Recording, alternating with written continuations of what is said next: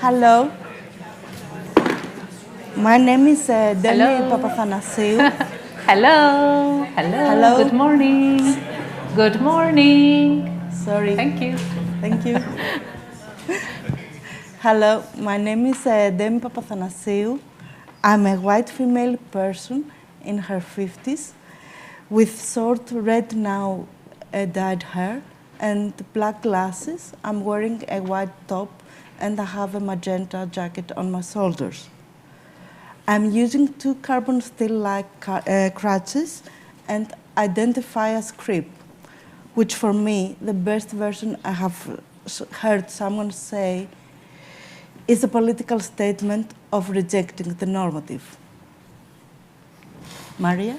I'm Maria Vlachou. I'm a white woman in her early 50s.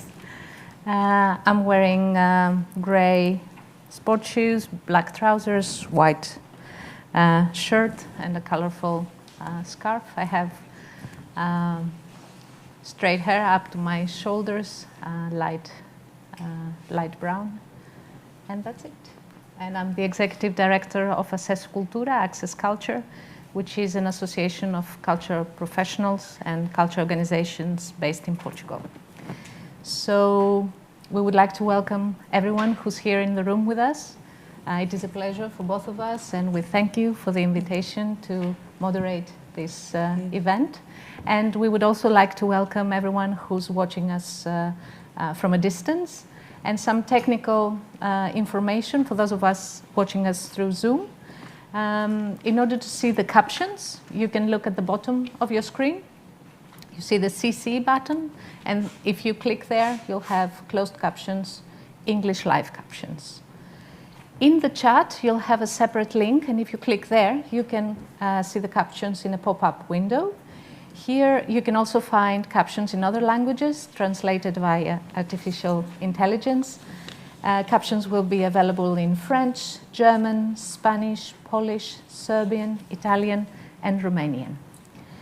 The event will also be interpreted in international sign, and hopefully you can see the interpreter on your screens already. If you experience any difficulty, please use the chat button. This will be only used for technical issues. It will not be used by moderators or speakers. We would like to inform you about the final symposium of Europe Beyond Access, but first we will state the partners of the EBA program. British Council, UK, in this project operating in Poland, Aristide from Greece, Holland Dance Festival, the Netherlands, Camp Nagel, Germany, Perart, Serbia, and Skånes Dance Theatre in Sweden, and of course Oriente, Occidente in Italy. This EBA program was supported by the Creative Europe program of the European Union. Our objective is, rather than the end of the project, we wish to share what we have learned and experienced and place it into the wider context of the cultural sector. Now I'm going to talk about the agenda of this symposium today. In this symposium, we will examine and witness the changes that have been made by the EBA program, as well as watch the Al.Di.Qua video manifesto, discuss significant developments in Italy and in the Italian sector, cultural sector, in transporting the cultural ecosystem, case study Italy. We will hear what disabled artists have to say about how to be an ally, and we will have two provocations, what disabled artists need to strive and thrive, from Nadia Diaz and Noah Winter. Also, we will have a message from disabled artists to funders, and last but not least, how policymakers in Europe can lead the way in cultural accessibility.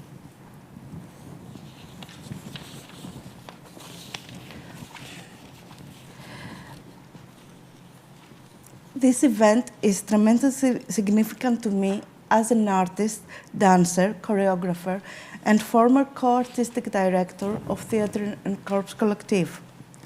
Europe Beyond Access provided me the opportunity to become part of an international dance community and co-curate along with Maria Koliopoulou the final EBA laboratory, Making the Leap from Dancer to Choreographer. Change has occurred, as evidenced by the Time to Act 2 report. When policy, ministry, and institutions work together, change can occur.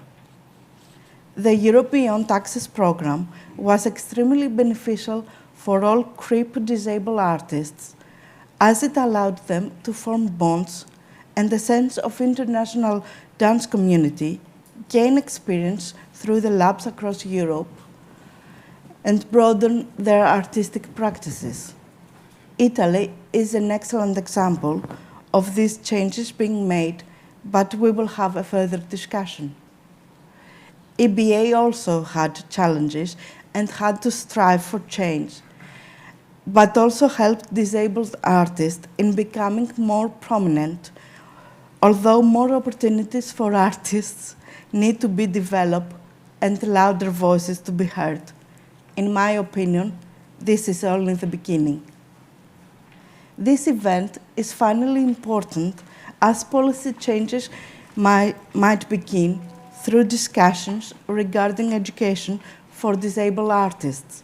Laws like in Greece forbidding disabled artists to educate themselves in professional dance become extinguished.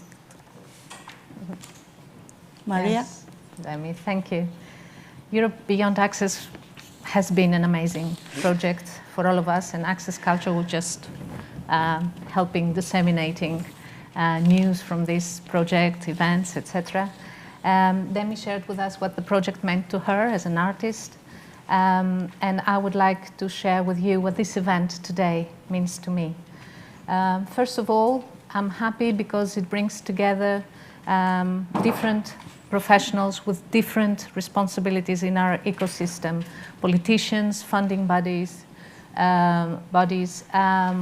cultural professionals, including artists, people with and without disabilities. And we really need to look at this as an ecosystem. That's what it is. So we need to acknowledge our interdependence. If one part in this ecosystem does not do their part, it makes it harder. It makes things take longer for other elements in the ecosystem. And I know there are people, cultural professionals, who might have all the time in the world to always start from zero, to always go slowly, but frankly, not everybody has time to waste. We need to really act. The second reason I feel this event is important from bringing us together is because I would really like to know how many of us took action after the first Time to Act report came out in 2021. How many of us took concrete decisions and what kind of decisions based on these results? Because many times we complain we don't have data, and then I wonder, when we have them, what do we do with them? So if you allow me, I would like to share with you briefly two of the things we as an association, Access Culture, did in Portugal. And because a couple of days ago when the second part of Time to Act was presented to us, many people spoke about education, artistic education, also for people with disabilities and deaf people. So our association, together with an artistic organization called Terra Amarela in Portugal, we initiated in early 2022 contacts with all higher artistic schools at a higher level, university level, because it was urgent to discuss both access, physical access to the faculties, to the buildings, but also the very necessary revision of the course curricula in order to include, welcome all people. So we have, I think, very good news and bad news about these first meetings, but definitely some people also in the education field are much more aware of their responsibilities and what needs to be done. And also another thing we did was this year, as an association, we invest a lot on training and raising awareness in the cultural sector. So this year we had a new seminar addressed specifically to producers regarding producing for deaf and disabled artists or being a disabled producer. So these are two of the things that maybe with a push from the report we went ahead with. Now, a third reason, final reason why I think this event is important is that I'm sure we'll go back home with new contexts and ideas and how we can do our work better and how we can collaborate better. So this is time to really act. So it's me still, yeah? You're looking at me, it's me still. So in order to kick off with our day today in our event, we're going to watch a short film presenting to us the Europe Beyond Access project, what it was, what it aspired to be, what it has brought us, and then Ben Evans will share with us his reflections on the project. So let's watch the film.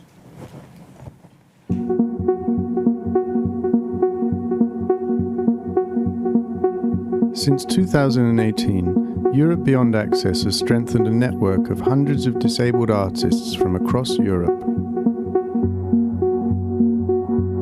Showcased their work with sold-out performances at leading theatres.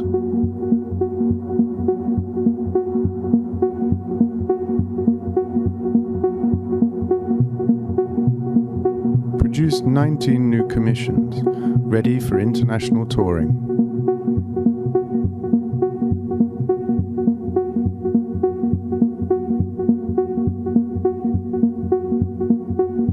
Conducted seminal research into disabled access to the arts. Shared the research findings with thousands of cultural professionals and arts policymakers through dozens of face-to-face and online events. Hosted national conferences on arts and disability, working with national arts councils and ministries of culture. Founded the European Arts and Disability Cluster, a group of 19 organizations advocating for change at a national and European level. Used pioneering technology to increase deaf access to dance and theatre. Led huge outdoor campaigns reaching 7 million people. Left a legacy of educational resources for artists, arts workers, funders and policymakers. If access to cultural participation is a human right,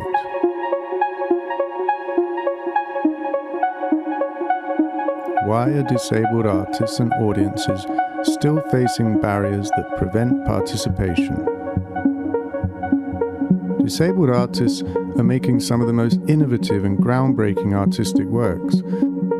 So we all need to build a cultural sector that provides equal access to the arts for disabled people as professionals, as audiences, and as world-class artists.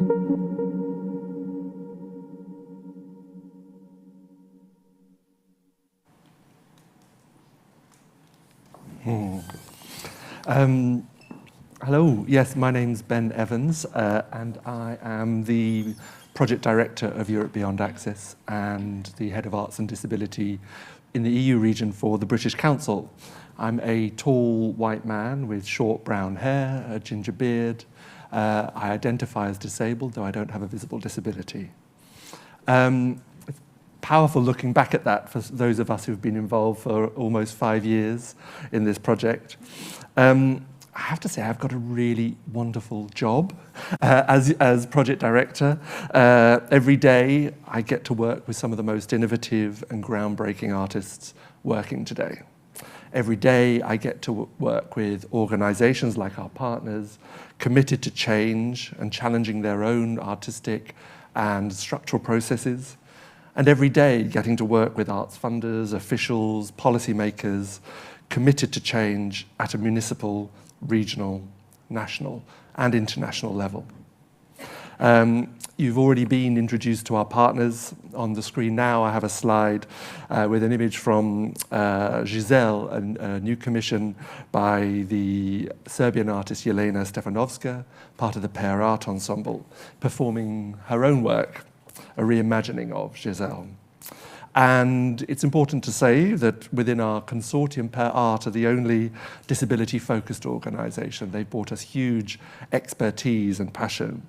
But the rest of us are mainstream arts institutions working in the mainstream cultural sector.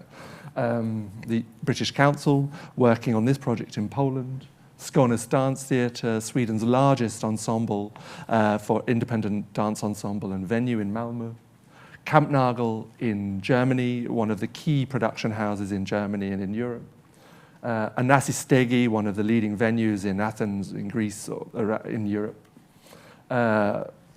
Oriente Occidente, dance festival in northern Italy, but with a national profile, and the major dance festival in the Netherlands, Holland Dance Festival.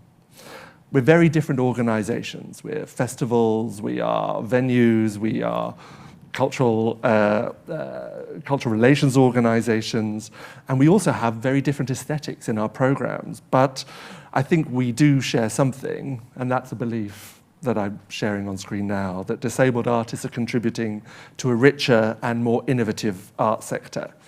Personally, I believe that no serious contemporary dance promoter interested in the way that the body moves and how it travels in space can ignore those leading disabled artists with non-normative bodies, non-normative approaches to the work, and different ways of moving in space.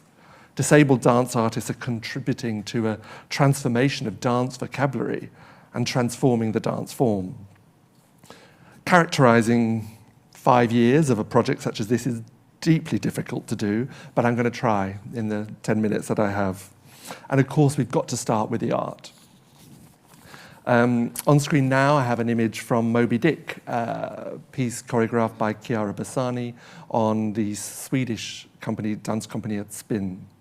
On a darkened stage, a female dancer crawls on the floor in a beam of yellow light, her hands palms down on the floor and her face illuminated.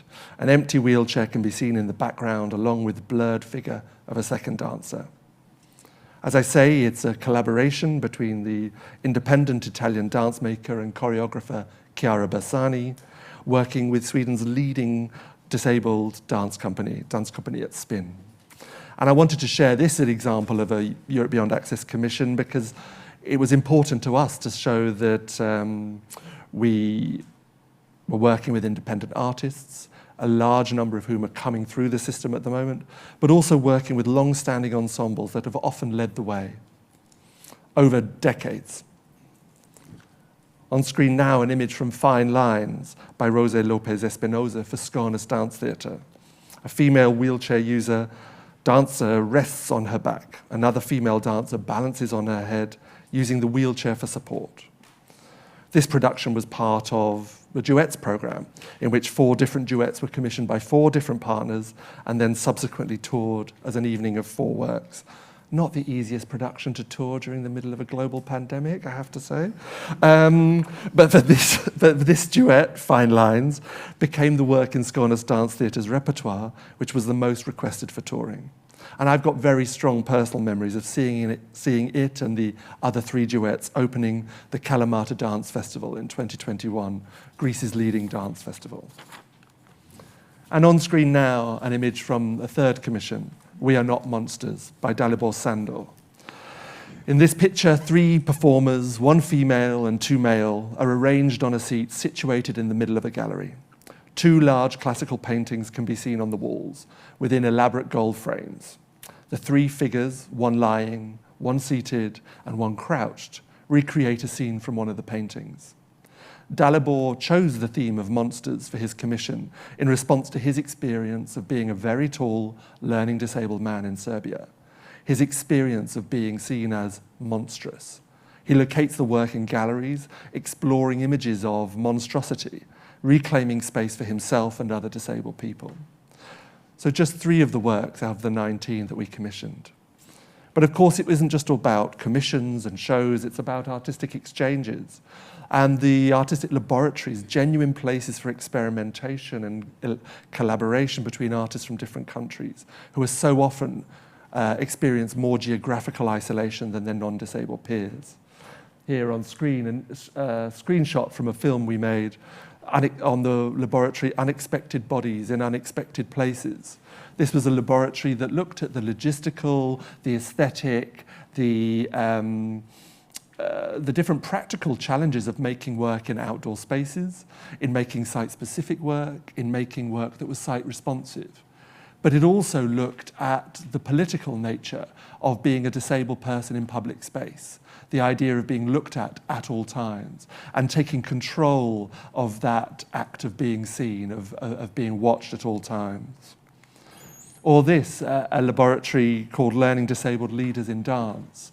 Quite a revolution to have 3 learning disabled artists, one from Germany, one from Switzerland, and one from Serbia, leading a week-long process. So often learning disabled artists are led in workshops by non-disabled peers. And so a radical contribution to the discussion here. And this question of leadership came up for us again and again, not only in the laboratories, but in the many, many residencies that we all hosted across Europe. In this slide, I have an image of Mark Brew, the acclaimed dancer and choreographer who uses a wheelchair, leading a residency in southern Poland. And the image shows a number of dancers working around him. It's the first time that many in that room had ever had a workshop led by a disabled artist, a hugely impactful contribution to the careers of deaf and disabled artists in Poland. So those are some of the artistic highlights. But I also wanted to share my own selection of some of the national cultural sector change that I think our partners have been so amazing with. The film shared a couple of those, especially in audience development, but a few personal highlights from me. Kampnagel, developing through Europe Beyond Access, the national network of disabled and non-disabled theatre professionals. It started in 2019 in a small project. In February 2019, it has grown into an independent body, handed over to the members to take that forward. It's now funded as an independent network. Oriente, Occidente, as we'll hear soon, the creation of the Italian Europe Beyond Access network, and the influence on a new funding program that we'll hear about. Holland Dance Festival, leading the development of the inclusive cultural agenda for the performing arts. I nearly slipped into Dutch then. The Agenda Inclusiva for the Podiumkunsten. I won't try. But a manifesto signed up to by more than 300 organisations. That process was led by Holland Dance Festival. Per Art and their unique commissions process. We saw Dalibor Sandor's We Are Not Monsters earlier, but the way that Per Art went around their commissions was amazing. Dalibor is a long-term ensemble member who was asked, as were 2 others, who in the whole world he would like to collaborate with. He chose Xavier Leroy. And so Europe Beyond Access, with Europe Beyond Access support, Per Art made that happen. A collaboration between Dalibor Sandor and Xavier Leroy. Skånes Dance Theatre, 3 major national conferences with literally thousands of attendees, but also now employing a wheelchair user as part of their main ensemble. They're not an integrated company, but they now have someone who was the best person for the job at the audition. Aristide, premiering and touring the first ever work by a Greek learning disabled choreographer, an artist who started out with Onassis as a participant, from participation to professionalisation to leadership. And the British Council's our work in Poland, and I have to say, of all the work we've done, for me it feels most striking the deep impact on the careers of a number of disabled artists and cultural professionals.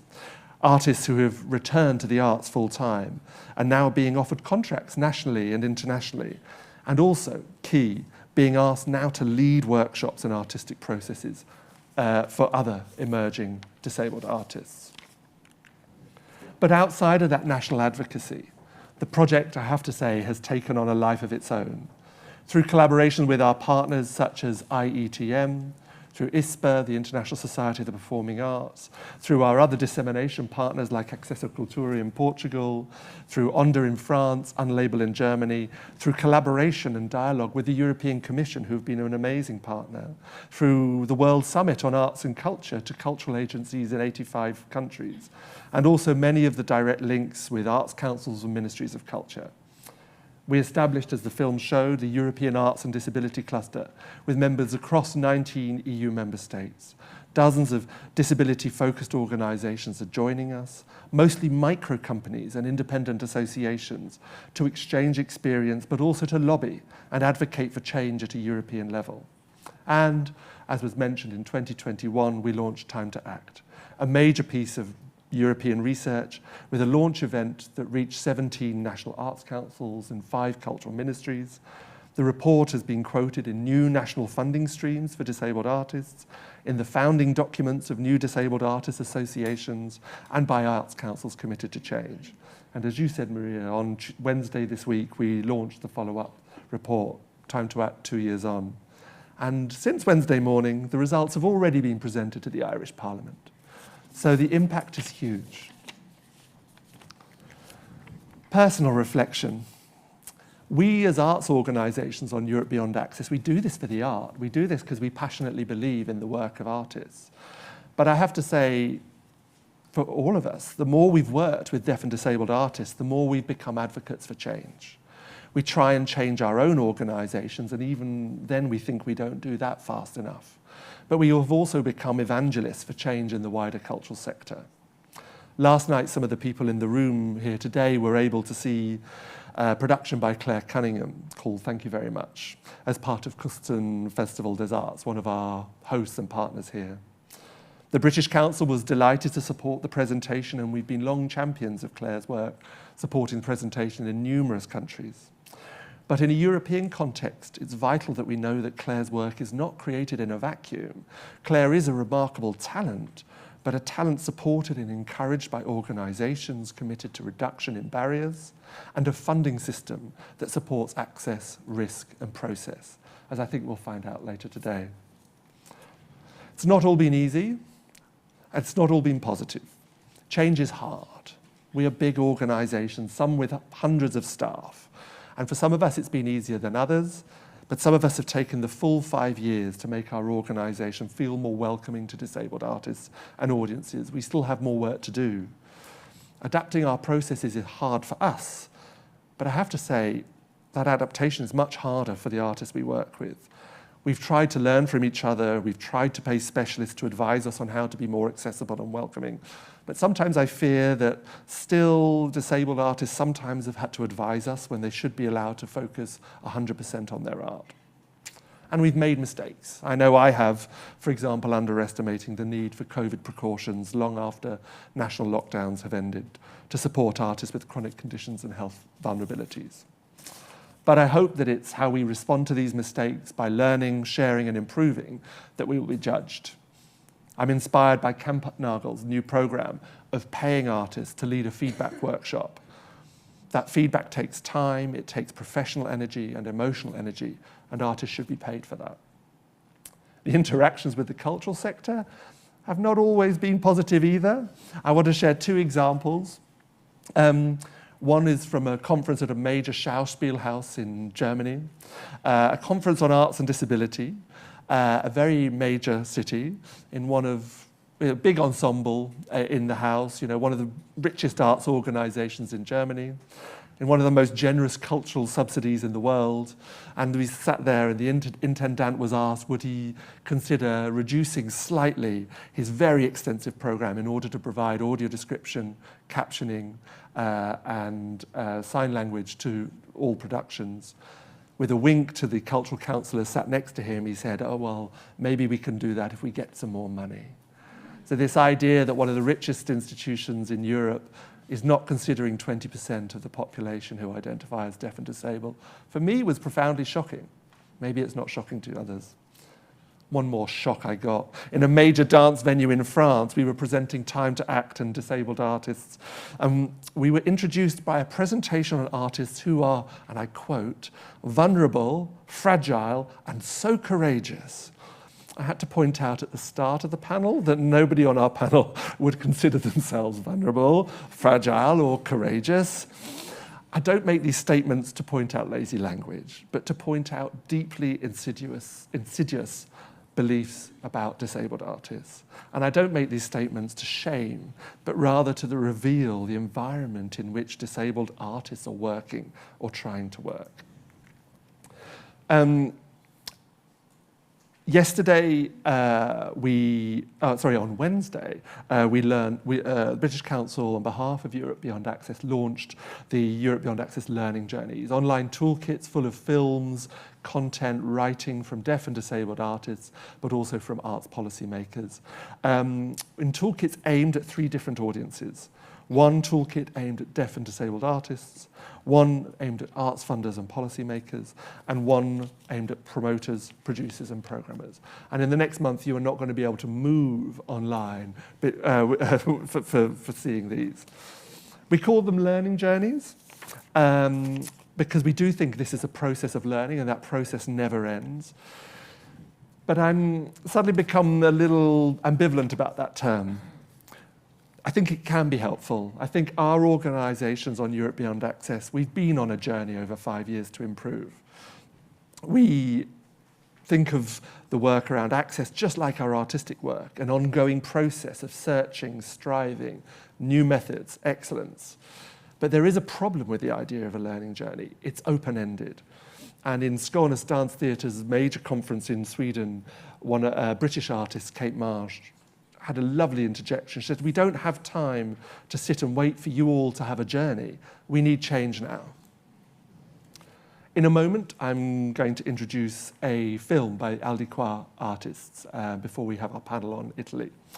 And I felt it was really important to say that one of the artists featured in that film, and actually the filmmaker himself, Claudio Gaetani, an amazing artist, sadly passed away in September last year.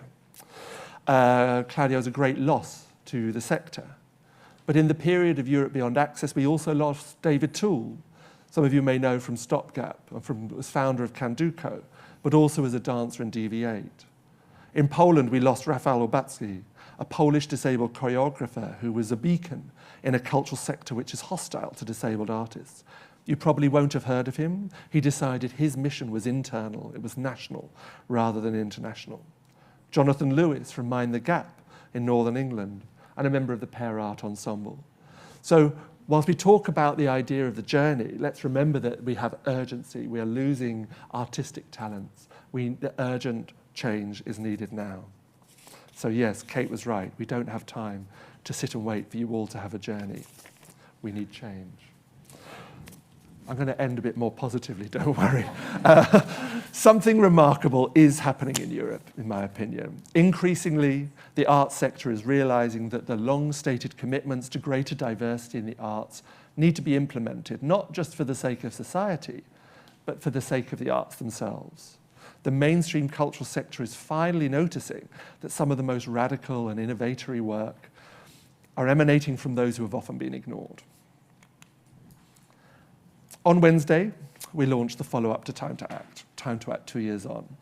And in its analysis of Europe Beyond Access, but also other projects, the report provides clear evidence that long-term and large-scale investment in the work of marginalised, deaf and disabled artists can have a major regional, national and international impact on our cultural ecosystem.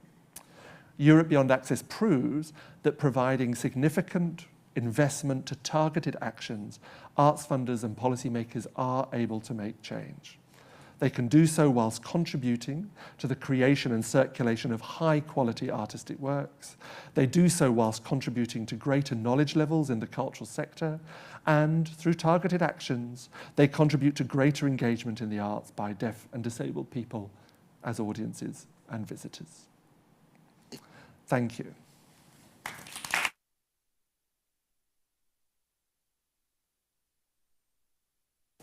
Ciao, come stai? Noi stiamo bene oggi, perché abbiamo finalmente deciso di parlarti. E lo stiamo facendo da molto vicino. Lo stiamo facendo dall'Al.Di.Qua. Siamo artiste e lavorate dello spettacolo. accomunati dall'essere orgogliosamente portatrici di corpi disabilitati. Non chiederti cosa sia la disabilità, è la domanda sbagliata. Chiediti invece cosa ci rende disabili. E tu, cosa ti rende disabile? Non sono i nostri corpi il problema, non le nostre competenze fisiche, motorie, sensoriali, neurologiche, cognitive. Noi non possiamo più accettare che sotto un unico confortevole termine dal sapore medico-scientifico vengano raccontati e appiattiti i nostri corpi, le nostre storie, le nostre mutevoli identità. Non parliamo di disabilità, ma di esperienze disabilitanti, imposte da una società costruita sul modello di quell'unico essere umano, occidentale, maschio, bianco, abile, sano, cis, etero. Parliamo di quella società che ha creato una scala di valutazione delle abilità, selezionando i corpi e gli stili di vita che avevano diritto ad abitare il mondo, relegando gli altri a specifiche periferie. Per noi, ad esempio, sono state costruite delle riserve naturali dove ci viene detto potremmo stare bene. E tu? Pensi che noi ci stiamo bene nelle vostre riserve naturali? Ci hai mai chiesto se vogliamo i progetti inclusivi? Riuscite a capire la differenza tra dare spazi di autonomia e concedere spazi controllati? Ci è stato detto che il nostro essere corpi marginalizzati è diverso dalle altre esperienze di minoranza. Ci è stato insegnato a dire permesso, grazie, scusa. Ci è stato imposto di non pretendere. Di noi da sempre discutono gli abili. E no, qui il maschile non è casuale. Sui nostri corpi gli altri fanno esperimenti, creano visioni, scrivono narrazioni, traggono ispirazioni. E tu sei sicuro che sarai abile per sempre? Siete sicure che le persone accanto a voi adesso siano tutte abili? Siete sicuri di poter riconoscere una persona che subisce esperienze disabilitanti solamente guardandole in faccia? Siete sicuri che una persona con disabilità nascosta si senta serena nello svelarsi? Perché?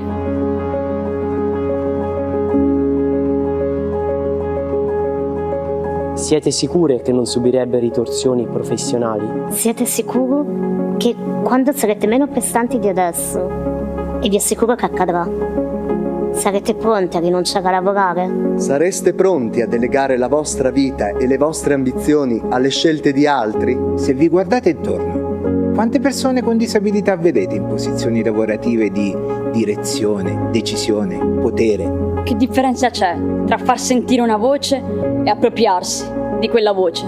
Stella Young, drammaturga, giornalista e attivista australiana con disabilità, morta nel 2014, è stata la prima a dire I'm not your inspiration. Noi ora lo ripetiamo. Lo moltiplichiamo. Lo amplifichiamo. We are not your inspiration. Non siamo qui per voi, siamo qui per noi. Per prendere lo spazio che non ci è mai stato concesso. Per prendere parola. Per creare un precedente a quelli che verranno dopo. Per formarvi. Per formarci. Per smettere di essere eccezioni. Siete sicure che vi aspettavate che ci fossimo anche noi?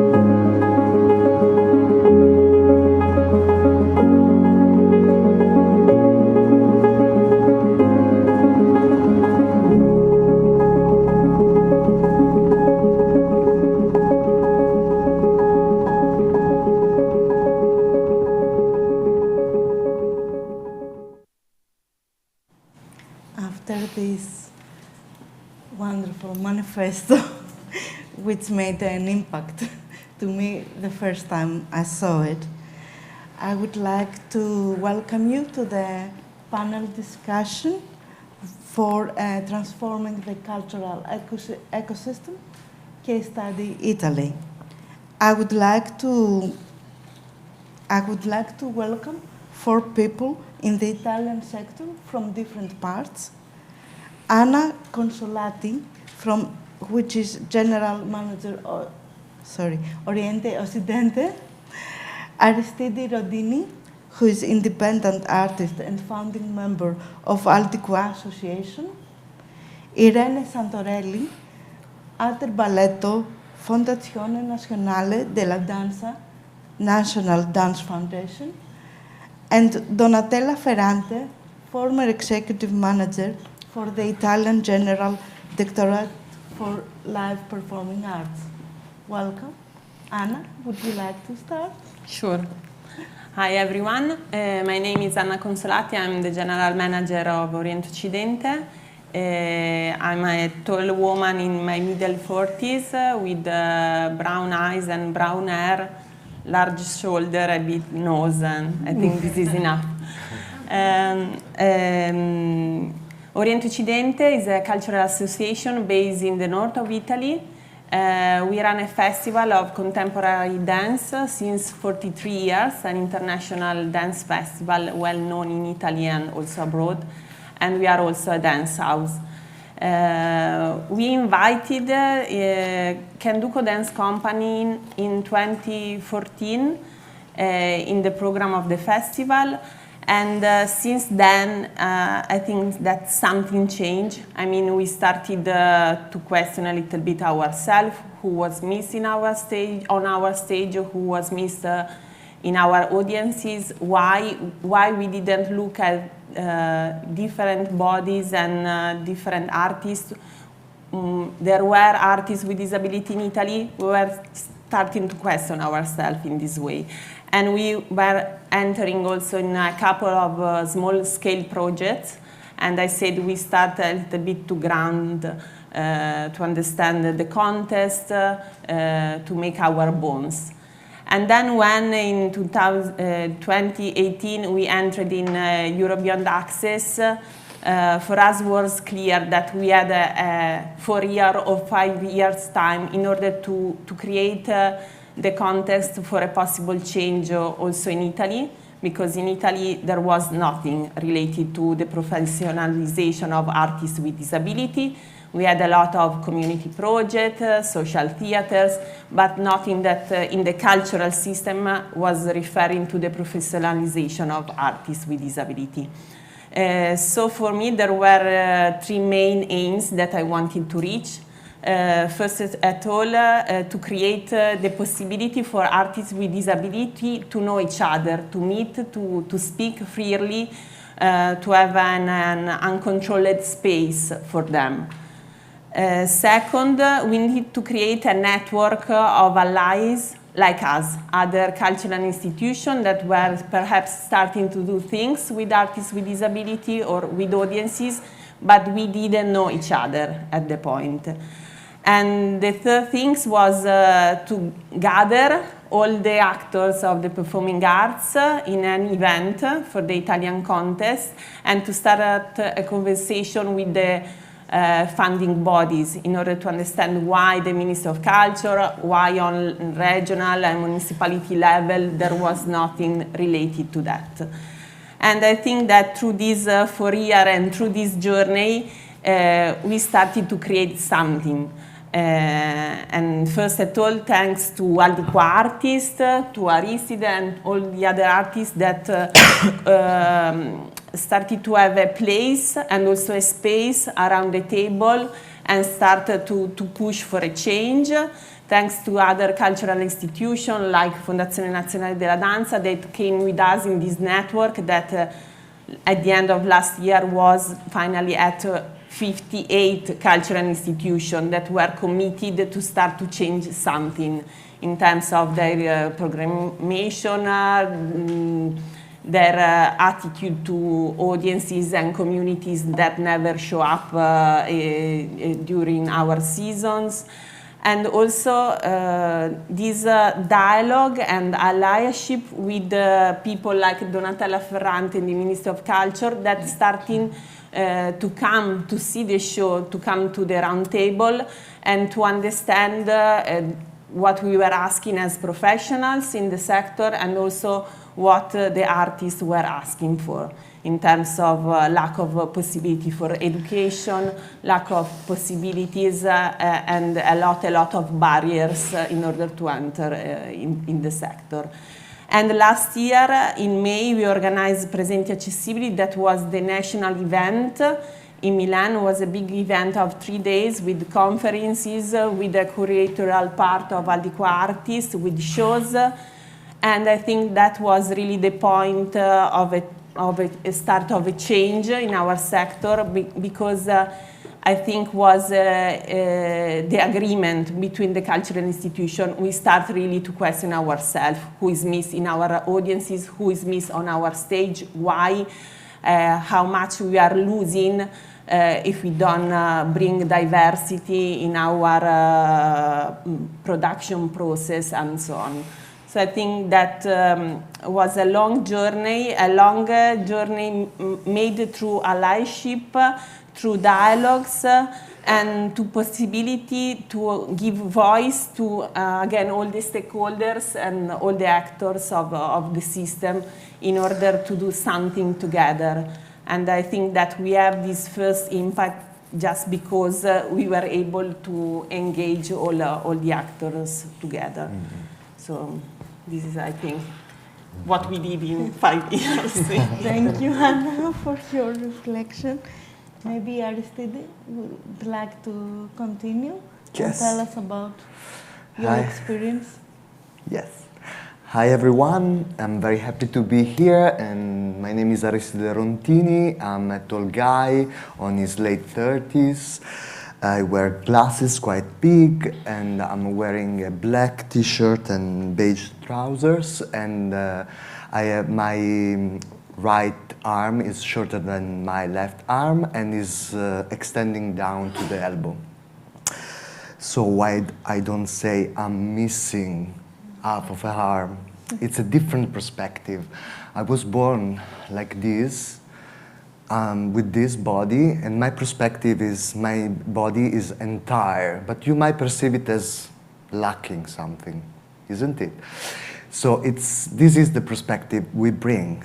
We are living experiences. We live with our minds, with our bodies, and this is the first thing I really want to share with you, because we experience environment in a different way, just in a different way. And but I want to go on now. And I'm a professional artist. I've been in the sector for 20 years now. I first, as a student at the Rotterdam Dance Academy in the Netherlands, and later as a freelance dancer and performer in theater and dance companies, both inclusive and some were not inclusive. And now I'm working as a freelancer, choreographer, and Dancemaker. I'm one of the founders of Al.Di.Qua artists. We were born in, during the 22 lockdown, and thanks to the support of EBA partners, EBA Project, Anna Consolati, and Oriente Occidente, because they pushed us to talk and not to get isolated and to share our perspective. I have a very specific physical disability, and my perspective is quite different from a blind person or wheelchair user. And I have noticed that I can be also ableist, because I don't experience those kind of disability. I have just to learn from them, and I act sometimes as ableist. So for me, it's also a process of learning all the time. And who we are mainly workers and professionals and artists with disability in the art sector. And most of us were already working in the sector professionally before we grouped up.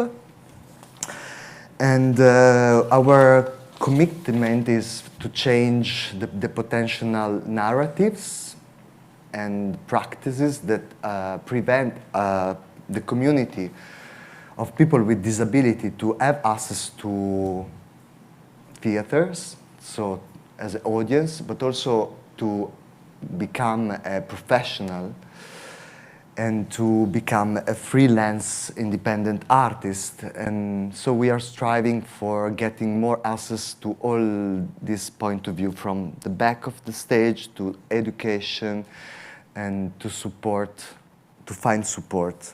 And since our establishment, we have been working in different projects. We were asked to co-curate the Presenti Accessibili event in Italy, which was very cool because we could exchange even more ideas and bring people and our voices in the table and share it with the promoters, managers, and founders and the ministry. So it was great moment there. And at the moment, the collective, so we are all independent workers. We are associated artists to companies, but we don't get a stable support, financial support from them. We just get administration. And I want to say this because most of the freelance artists is like that. But for us, and it's stressful because I know artists without disability do the same. Is artist, manager, promoter, searching for job, doing a lot of stuff. But at the same time, I'm not personally facing a lot of severe obstacles, but many of my colleagues are facing real severe obstacles, and for them it's quite hard all the time to face them, and it's emotionally demanding. And also on top of that, we are also activists. I'm taking the time to come here and to talk, and it's quite demanding as well, as you can see me now, a bit emotional. And so on top of all this stress, we need to also get more support from able professional, from institution, from founders, because we are here, we have been working, and many other colleagues have been working, and the future generation is already taking a step forward. We can see it, many of us in Europe going on, and they need support. And how much time do I get? I think 3 minutes. Okay. So you have a little bit more. I do? Yeah. So a couple of weeks ago, all the members of Al.Di.Qua artists gathered together, and we had fantastic 3 days sharing disabling experiences in the past years we had. And what we noticed is that the manifesto is shockingly, burningly, topically today still. Yeah. And we're really like, oh yeah, but what we said 3 years ago, it's there. We already said it, and it's changing. Is it changing the landscape? We were questioning ourselves. And we could say, yes, it's changing. Is it changing on a national level? We can say, if we mean on the whole territory, and we can get a uniform picture of accessibility, no. We can say that there are key roles members of this change, like the Ministry of Culture, the partners in Italy working actively, festivals that got interested in getting accessible programs, communication, inviting disabled audiences. So, but there are quite few still, quite some luxury access islands. And we can say that we have just planted some seed, but many of them are quite important also because of the active role of the Ministry of Culture, who is already responding with open calls and projects. One of these is, you're going to talk about it, but I'm going to say it. It's Bando Accessibilità, which is a call that support the tour of production made by artists with disability in Italy or with artists with disability on stage. And this is great because we're going to have more than 12 performances touring in Italy next 2 years. And also a lot of them are going to be accessible for the audience. And this is going to create an impact, and I'm also very glad, and we need to celebrate these results. because we are constructive, we're not just critical. And we are trying to deconstruct and be positive. Of course, this is just the beginning. It's not the end. It's just a seed. Because also when we talk to our allies, we ask some questions that are very simple. As an ally, are you questioning your position? Are you questioning your privilege? Because we give it for granted. Are you questioning your posture and your gaze, how you posture yourself in front of us? Do you look at us? Are you listening to us? Because we have a lot of conversation, we give advice, and sometimes we are quite tired to give advice because we see the same mistakes, but we keep it. And also, it's important, do you create a safe environment for dialogue and listening? And do you create this kind of open dialogue in which you're very free to say everything without paying consequences of what you're saying? This is the base of alliance, in my opinion. We need to be open, positive and negative, and constructive, but we need to make a pact and say we go towards that direction each year, doing better and better and better, improving and enlarging resources and projects. Thank you, Aristide, Thank for you. all of this. That's really important to hear you. And maybe Irene now would like to talk to us about her experience.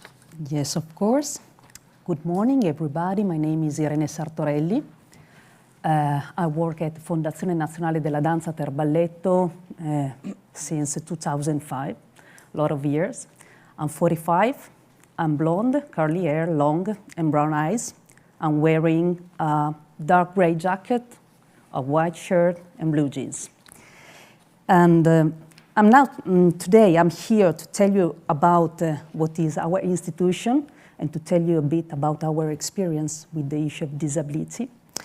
So, Fondazione Nazionale della Danza was founded in 2003, and it is the only public organization within the Italian context, and the founding members are Emilia-Romagna region and the municipality of Reggio Emilia. We develop our producing and touring activity under the name of Ater Balletto, which is the main contemporary dance company apart from Opera Houses company. In 2015, the Fondazione became a production dance center, one of the fourth at that time in Italy. And this recognition by the government was very important because it allowed to extend the activity through artist residencies, performances by Italian and international companies in our venue. But in fact, it was important because a vision of this kind of organization was already clear at that time. And I mean for that we were asked to be more than a dance company and than a performance venue. We were asked to be a production center with a precise institutional mission. And well, it took time to really, for this to happen. And we were able to do it in 2017 when the direction was entrusted to Gigi Cristoforetti. Well, at that time, we really started to acquire the institutional, artistic, and mission that we were asked to correspond. I would say this was not only a request by the government, but I would say that it was requested by the time. And the work we have done in the last 5 or 6 years was fundamental to get the recognition last year as the first and only national choreographic center in Italy. But I think it's interesting to understand what's new, I mean, what we do now if compared to the past. I would say that, yes, of course, we kept the traditional activity of Ater Balletto Dance Company. We increased it. But now we work and develop projects that can intercept not only different audiences, but also relevant issues in contemporary society. This is, in my opinion, the big difference. And the relationship between art and disability is part of this system of reflections and projects and artistic design. And we started at that time in 2017 a line of work that we call Danza e Fragilità.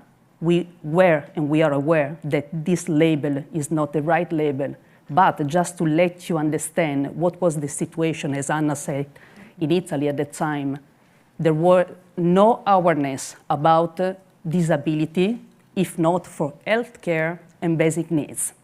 So we thought that this fragilità, dance and fragility and vulnerability was the key word to get in touch with the different actors that could help and understand first, and then support us in this path.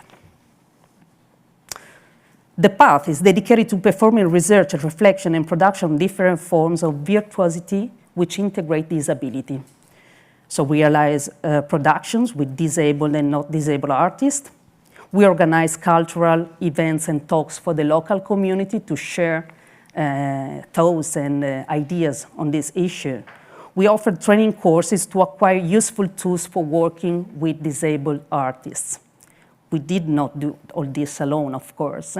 So Oriente Occidente was fundamental for starting to discuss on this type of issue, and as well as of course, the realization of common production projects. It has been important to become participants in the process that involved many other Italian artists and organizations within the Europe Beyond Access. And really meeting the British Council and sharing thoughts and initiatives with so many people, so many actors in the Italian scene really marked the first real tangible turning point on the dance scene in Italy. Then we asked politicians, to business companies, other cultural actors, experts, and other people dealing with disability every day to support us in this path. And actually, I must say that Reggio Emilia, our city, is particularly favorable to this kind of development and project, because in the last 6 years, the municipality carried out a project named Reggio Emilia Città Senza Barriere, with the aim to change the perception of the concept of beauty. So let's go over and forward, not only healthcare and basic needs, but the right to beauty, which is very important to change culture. And I would say that we did something very similar. During the last years, we learned a lot and we understood how we wanted to act in this movement. And we decided to be there with our specific artistic perspective. So through choreographic creation, we decided to investigate virtuosity, the aesthetic dimension of movement and the body, with the aim of changing the audience perception of the concept of beauty. So we wanted people to catch not so much the inclusive action in this, but rather the expressive uniqueness of the different body, which is still very important for not disabled choreographers, I think, and also for the staff, for the organization. This is the same reason for which, for instance, we have been working the last year, and we are still working with elderly people, with on the theme of longevity, with different bodies then. And we have been, I must say that we have been in the last years to match and integrate this kind of artistic investigations with other kind of research. For example, we worked on virtual reality or performance site-specific, and we don't need anymore to specify that disabled artists are involved or something like this. Irene, maybe you should yes, I conclude. Okay. Please, thank you. Well, I just say that what we have done, just in few words, is an artistic issue, is a mission, a political attitude towards the contemporary society. And this is, in other words, what a national choreographic center should do, I think, we think, for the role. Yeah. Okay. Thank you so much. Thank you, Remy. And maybe now we come to Donatella, who is going to speak in Italian, but we will have a... It's on. Okay. Yeah. Allora, buongiorno, grazie Vittoria, la mia interprete. Hello, I'd like to thank Victoria, my interpreter, and I apologize for speaking Italian. I would like to thank the moderators and all the participants here. Let me introduce myself. My name is Donatella Ferrante. I'm a woman of 60 years of age. I have brown hair that frames my face, brown eyes, and I'm wearing a stripy t-shirt, white and blue, and I'm wearing blue trousers. I worked at the Department of the Ministry of Culture and Performing Arts, and I still supervise some projects as a consultant, amongst which I'm very pleased to be working on the project Europe Beyond Access. We've been following it since its inception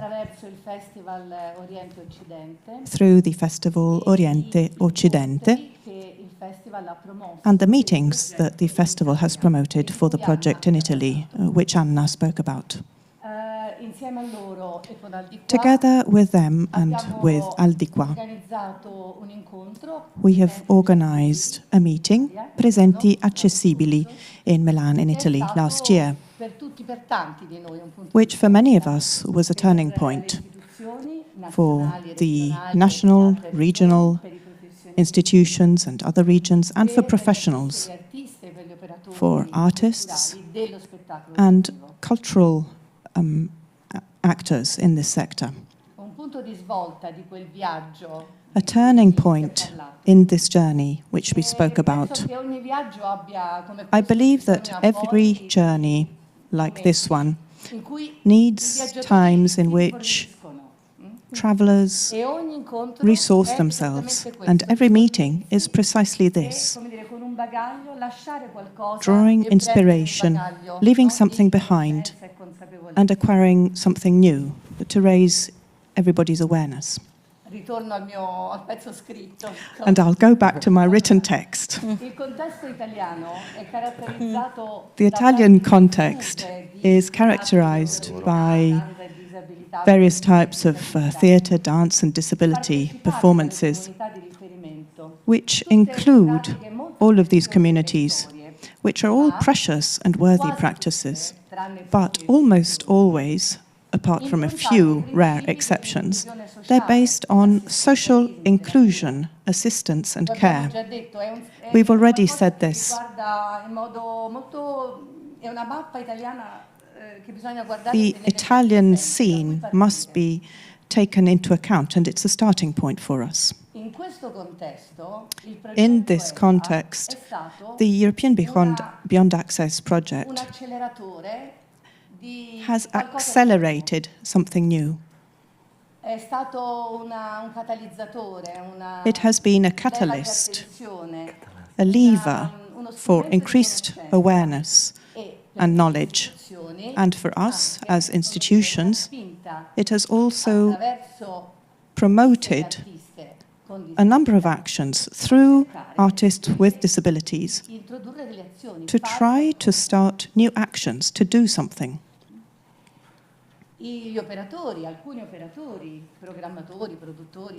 The producers and directors of theatre performances have organized themselves in a network that goes beyond the EBA and is led by Oriente, Occidente. This network has drafted a manifesto with very precise objectives, in order to try to operate and ensure leadership spaces, as well as ensuring effective practices and including spectators and audiences, so that all viewers can enjoy these performances, both abled and disabled. All of this has promoted us, institutions, in trying to create something quite specific, some small actions, some starting points, in order to promote rights and cultural initiatives, the two faces of the same coin. Questo perché, come dire, abbiamo, come dire, la consapevolezza che we are in fact aware of the fact that the work of artists with disabilities has an innovative poetic potential. This is a legacy that they are leaving us and that can enrich all of our imaginations by transforming visions, attitudes, stereotypes, and prejudices. A lever to change deeply. What have we done, therefore?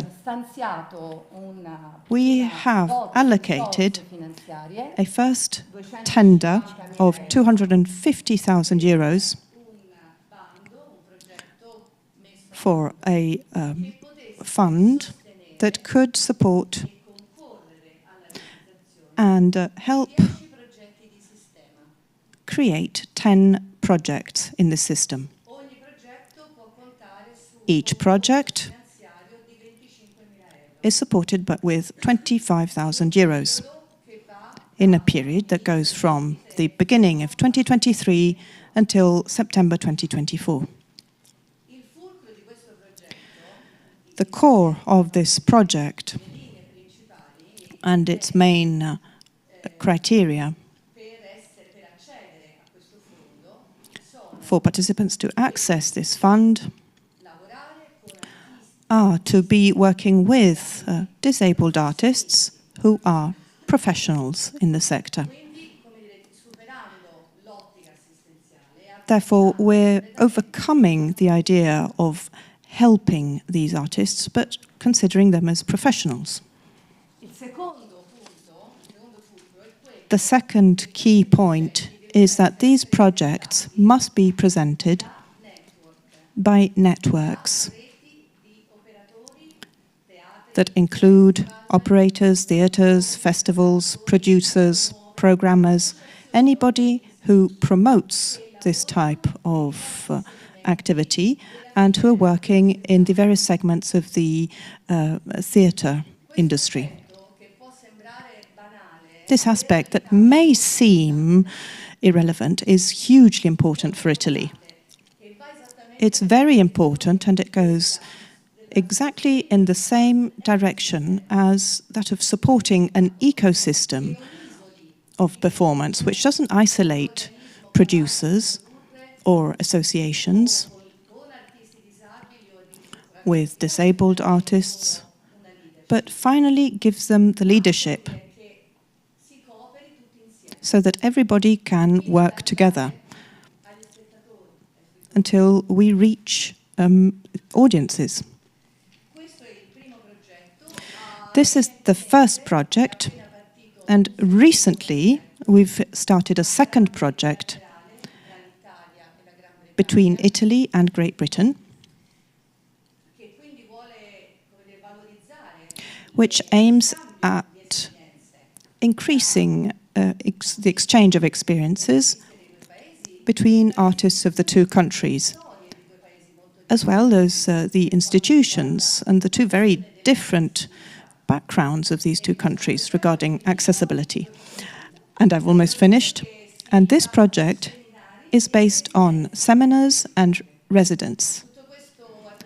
All of this has been possible and is the development of a European project. So we wish that having added value, the added value of a European project will continue in the years to come, because this is the recognition for us and a hugely important point to be able to carry on. Thank you all so much. But maybe we have 1 minute or two. I have a question, because for me, as a Greek person, what it's more interesting is why was it important that Al.Di.Qua was an association instead of individual artists asking for change. So maybe you want to, for Anna and Donatella, yeah, maybe. On my side, according to me, it was important that they have a strong, unique voice in order to recognize them at the same level of the cultural institution. Otherwise, it's always like having a single freelance artist asking for. Instead, it's an association of them. And so it was also much simpler for us to step back and not speak for them, but create the possibility for them then to speak to the funder bodies and so on. Yeah. Ma come ho detto, per noi è stata di fondamentale importanza. Well, for us it was crucial to have as an interlocutor an association that would represent and express with one word the plurality of needs of people with disabilities. This is very important for institutions to be able to have an interlocutor with one reference, one contact person who is at the same time a plurality, and recognizing the plurality of disability is another fundamental aspect. One of these stereotypes that we have is that of uniforming, of creating a standard, whereas in this case we have exactly the opposite. Thank you all so much. I have other questions as well, but we don't have any time. So yeah, I would like to thank all of you for taking the time and speaking to us about your experience. Thank you. Maria.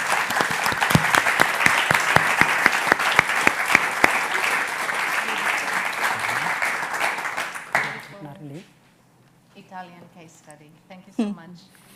So the words cooperation, support, alliance came up. Aristide has already given us a view on what alliance means. So what does it mean exactly to be an ally, and especially a non-patronizing ally? We'll watch a short film and we'll have the opportunity to listen to deaf and disabled artists on this issue. Prima Ben ha detto che ci sono 3 produzioni con leadership disabili.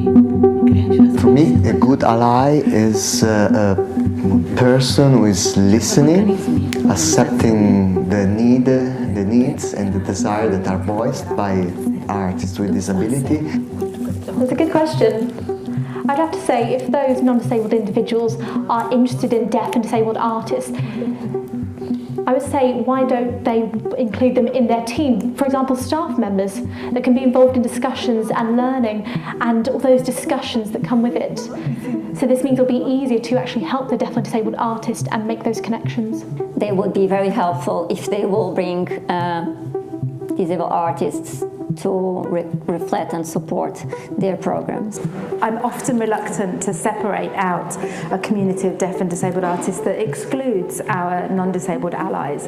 And I think when I've seen allyship really working, it's when allies have understood and really sensed when to be involved in a conversation, when to support slightly from the sidelines, and also when there's a real preparedness to educate themselves on the issues and the practice and the theoretical issues that inform the work of deaf and disabled artists. To listen to their voices. Opening up your doors and opening up your arms and having conversation and working in collaboration with deaf and disabled artists. To understand how this can rise the work and community and how it will reflect and brings feedback to society. Start to accept things and put in discussion their way of looking at things. To find out more about their practice and who they are and what their needs are, and not to make a decision without being informed. So I think to listen their word, it will be a very smart choice to understand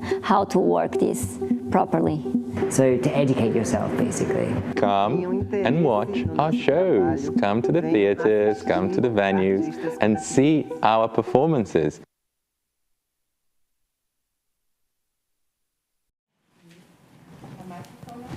No? Yes? Yeah. Okay. Good morning. Thank you very much for inviting me to join you today. My name is Nadia Diaz. I'm a white woman in my 40s. I'm wearing black trousers, a blue shirt today, and my reading glasses. I also do wear a necklace that reads the word persist, which I thought is quite fitting for today. I identify as non-disabled. I've been asked to share my observations as an independent producer and consultant who's supported and worked for nearly 20 years now with performance makers, particularly disabled artists across the UK, specifically Scotland, and since 2017 from my hometown in Germany. My experience draws, amongst others, on my work with Claire Cunningham, with whom I've been collaborating with since 2014. And on that of London-based Kunstitufestivaldesarts Dance Company, one of the world's leading dance companies of disabled and non-disabled performers, with whom I worked with from 2005 to 2015.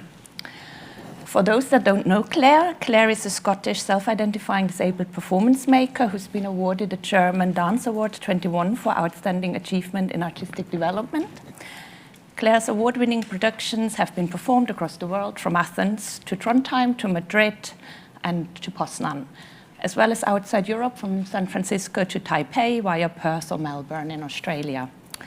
Claire's latest work, thank you very much, features an ensemble of 4 disabled performers. It was co-produced and commissioned in 2019 by Manchester International Festival and National Theatre Scotland, with partners including Perth Festival, Hong Kong Festival, Dance Umbrella in London, and Tanzhaus NRW in Düsseldorf, Germany.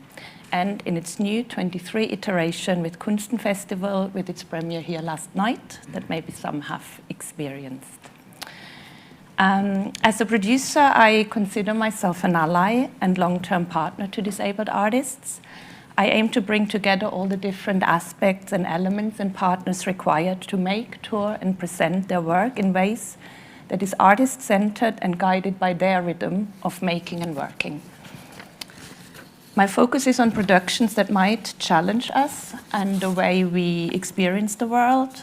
The productions may hold up a mirror for us to recognize that we are all part of the problem, that we have organized and structured how we live and work in ways that exclude those whose lived experiences differ. We've created barriers to participation and contribution, and it's now up to us as a sector and as policymakers to take responsibility, reduce barriers, change structures and processes to train, employ, fund, present, and co-produce disabled artists in a sustainable way.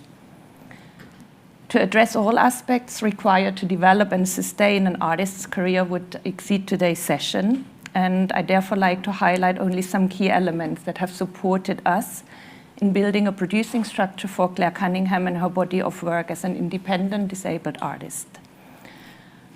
I do have to say that this is not an exhaustive list, nor does it mean that we are not faced with ongoing struggles when addressing additional costs, capacity, and resources required to work in accessible and inclusive ways. I hope that we can take some of these examples and build upon them. So I'd like to start firstly that we have benefited from having in Creative Scotland a national funding body that states disability and diversity as one of their priorities, and that runs a project funding program that is not production and not outcome focused, but one that supports and encourages research and artistic development. To me, this lays the groundwork for new artistic endeavors and ideas to flourish, and is specifically relevant to disabled artists, as they often enter their chosen art form through non-standardized routes due to a lack of accessible training opportunities and courses. So for example, we can incorporate studio and research time in our project funding applications that are targeted specifically at individual disabled artists' specific skills, encouraging development of practice, technique, as well as peer training amongst disabled artists. Another key element is that Creative Scotland's project funding has a year-round rolling application process and a project duration of up to 2 years, quite unusual in other countries in Europe. It's taking away time pressures, thereby fostering flexibility alongside planning security. This way of funding artists recognizes the need to fund producing capacity early on to approach national and international partners and presenters so that we can gain their buy-in to artistic risk-taking and project development.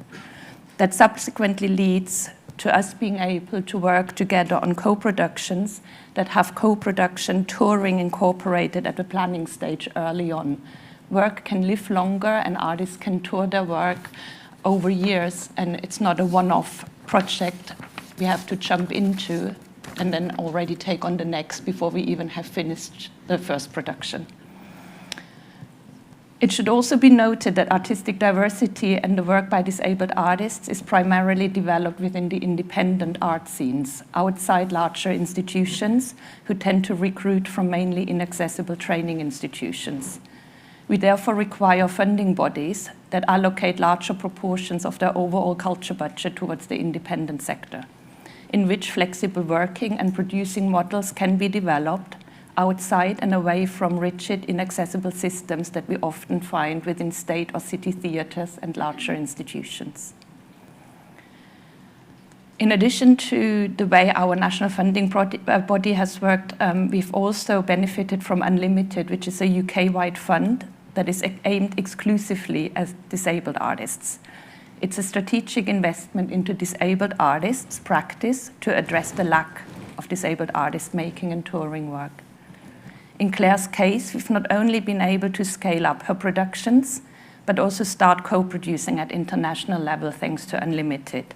We've been able to build a supportive producing and presenting structure that led to Claire's most successful production to date, with a total of 62 international performances at 26 venues. It's been one of the most crucial building blocks in Claire's career. On a more practical, yet not less important level, with Unlimited, we've started to work with dedicated access budgets. An access budget is separate now, for me, to a project budget, and that's what it needs to be. It's one of the most effective tools and the way to make the most significant impact on how we work, not only as artists and producers or presenters, but as a sector to work together to design more accessible projects, ensure accessible working conditions, and reduce barriers to our cultural offering by making it accessible to a diverse and therefore wider audience. It means we can declare our access costs separate to our organizational, production, artistic, and touring costs. It means we are not penalized for reducing barriers to work and for making our work accessible. We are not forced to compromise and reduce our artistic spend in order to include access. We don't have to pitch quality against access. To me, an access budget does level the playing field. It means one is not put at a disadvantage when working with disabled artists who may require different ways to travel, accessible studios or a personal assistant, or indeed just different working patterns. It also means that presenters, through their own access budgets, can share into the costs of making their program accessible. The responsibility does not lie with disabled artists alone anymore.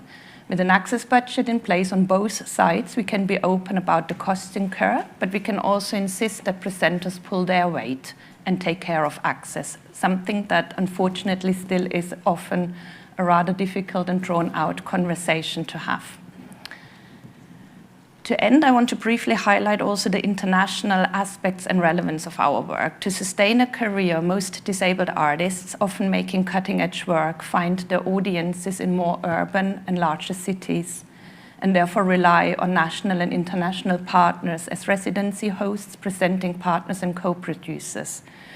it's key that partners work together through international touring and producing networks, such as the one that's hosting the event today, so that they can use their own resources to take on the role of coordinating and strategically supporting artists.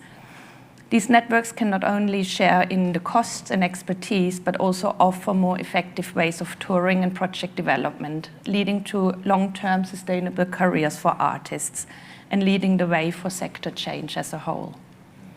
So in summary, disabled artists require, firstly, a funding body with a regular project fund that is A, not production, but process focused on artistic development and diversity. B, is allowing flexible application deadlines and project timelines. And C, is allocating larger proportions of their funding towards the independent sector. Secondly, they require strategic investment through a dedicated funding program on a national level. Thirdly, access budgets are needed to level out the playing field across the entire cultural sector. And lastly, they require touring and producing partners and networks that use their own organizational resources to reduce barriers and support them on the artist's terms. We must recognize that we are part of the problem by having designed ableist systems and narratives that exclude, yet we can also be part of the solution as allies and partners. And earlier on, I got a little quote today, which I thought was quite fitting to end. It's by journalist Flora Rita Schreiner on starting before we feel ready. You're never ready for what you have to do. You just do it. That makes you ready. Thank you.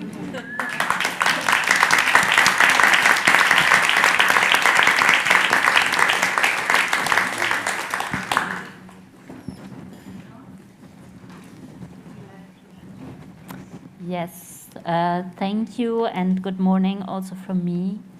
Thank you, Ben, for inviting me to join this event, and thank you to Nadia and all the other speakers, especially Demy and all the artists from Al.Di.Qua for their valuable contributions. I'm a white, queer, intersex person with long, dark brown hair. Today I'm wearing all black, as mostly, including my FFP2 mask. As we already talked about perception today, you now might perceive me as vulnerable. I'm not. On the contrary, it's the decision of most of you to not wear a mask today that makes me 20 times more vulnerable in this space.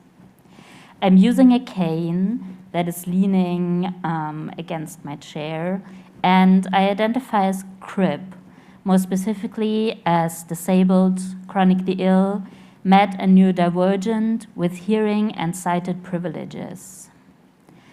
I was invited to share my thoughts with you in the form of a provocation. Specifically, a provocation from my perspective, both as a disabled artist, working primarily as a curator and dramaturg, as well as one of the very few disabled people currently inhabiting a leadership position in the German cultural sector. Since 2015, I've been involved in the German and European disability arts scene. Right now, I'm co-leading Making a Difference, a Berlin-based network supporting disabled, deaf, and chronically ill artists. The project is operating since 2018 and will unfortunately run out of funding already early next year. At Making a Difference and beyond, the heart of my work is creating empowering spaces for disabled artists and cultural workers. In doing so, I'm focusing on anti-ableist practices that involve around disability culture, accessibility, and the leadership of multiply marginalized arts workers. And it's the best job I could ask for, really. I've had the privilege to collaborate on incredible projects. I have found an international community. I've experienced groundbreaking performances, some of them more exciting, thoughtful, caring, and creative than I could have ever imagined in my life. But too often, my job comes with a heartbreaking downside I now want to tell you about. Being a disabled person in a work culture that was never designed for people like me is a constant survival of ableism, discrimination, and barriers. And what even makes it worse, working as a project leader and community organizer, I also have to witness all of this happening to my disabled and deaf kin and colleagues on a daily basis. I've witnessed colleagues struggle under working conditions that have worsened their chronic conditions permanently and that have made them feel like an outsider who has no place in the arts. I have witnessed and supported colleagues to leave projects and institutions to protect their physical and mental well-being. Like Ben quoted the brilliant Kate Marsh before, not all of us have the time for you to have a journey. And I've witnessed again and again disabled and deaf artists not reaching their full potential because they have been too busy navigating inaccessible funding structures, fighting against discrimination, and having to organize their own accessibility. So here are 5 things that need to change in cultural policy for disabled and deaf people to be able to reach their full artistic potential. And some of you might, of these points, you might recognize from Nadia before. Number 1 is funding needs to go where disabled and deaf artists are. Right now, most of the funding is given to institutions instead of artists. While these institutions are almost always led by non-disabled people, most disabled and deaf artists are primarily working independently. Although the conditions in the independent art scene are often precarious, it gives us more space to create self-determined and accessible practices. But the imbalance of resources between institutions on the one side and artists on the other side makes us dependent on working with these institutions to make a living, under the terms and conditions of the institutions, which makes us vulnerable to discrimination. To fight this power imbalance, funding needs to go directly to independent artists. Number 2, funding needs to be invested in disabled and deaf leadership and culture. As long as funding is primarily spent on inclusive projects under non-disabled leadership, disabled and deaf artists will not be able to thrive. Funding bodies need to start to question the leadership models of projects and institutions applying for funding. If we follow Article 30 of the UN Convention of the Rights of Persons with Disabilities, cultural funding needs to strengthen disability and deaf culture. This includes establishing funding specifically dedicated to disabled and deaf artists, as well as research and development, as Nadia mentioned in her provocation. Initiatives like Unlimited in the UK and, on a smaller scale, Making a Difference in Germany have proven again and again that leadership, self-determination, and research opportunities are key to the professional development of disabled and deaf artists. Number 3, funding needs to embrace accessibility as a core value. Due to our limited time, I will just second everything that Nadia already pointed out about the necessity of access budgets. But I also want to give you an idea about the inequality created between disabled and non-disabled artists in our world now, a world without access budgets very often. Access costs make up about 15% of our overall Making a Difference budget. That means, compared to other projects in the same funding scheme, we have 15% less to spend on the professional development of the already marginalized artists we work with. But embracing accessibility as a core value also means that the whole funding application and accounting process needs to be accessible to disabled and deaf people. Not being able to access funding independently is one of the major obstacles we face in developing our careers. This is especially true for blind, deaf, and neurodivergent artists who face frequent barriers when trying to access the provided information on funding schemes and communicate with the staff of funding bodies. Another issue are funding policies that link the eligibility of artists to ableist conditions, such as needing to be an art school graduate or having to prove a certain amount of yearly income from past artistic projects. Funding policies need to reflect the lived realities of disabled and deaf people living and working in an inaccessible world. Number 4, funding needs to prioritize national disabled and deaf artists. This one might be a bit controversial, but give me a moment to explain this further. Over the last few years, disabled artists have become more prominent in the European arts sector, especially in Western Europe. And that is, of course, a good thing, we hopefully all agree. But the access to resources has not been equally distributed between different countries, as well as international and local artists. That an increasing number of programmers know about and engage with the work of disabled artists, as the survey Time to Act found out, unfortunately does not mean that they sufficiently support disabled artists from their own country. For example, in Germany, most of the resources have been made available to present work by and collaborate with a very small number of disabled artists. Namely, Claire Cunningham, surprise, Dendo, Michael Turinsky, and a bit more newly, Chiara Bersani. And while all of these are brilliant artists and colleagues, you might have noticed that none of them is living in Germany. For cultural institutions working with established international disabled artists who come with a team of collaborators and producers is often the easy way of including disabled artists in their programs.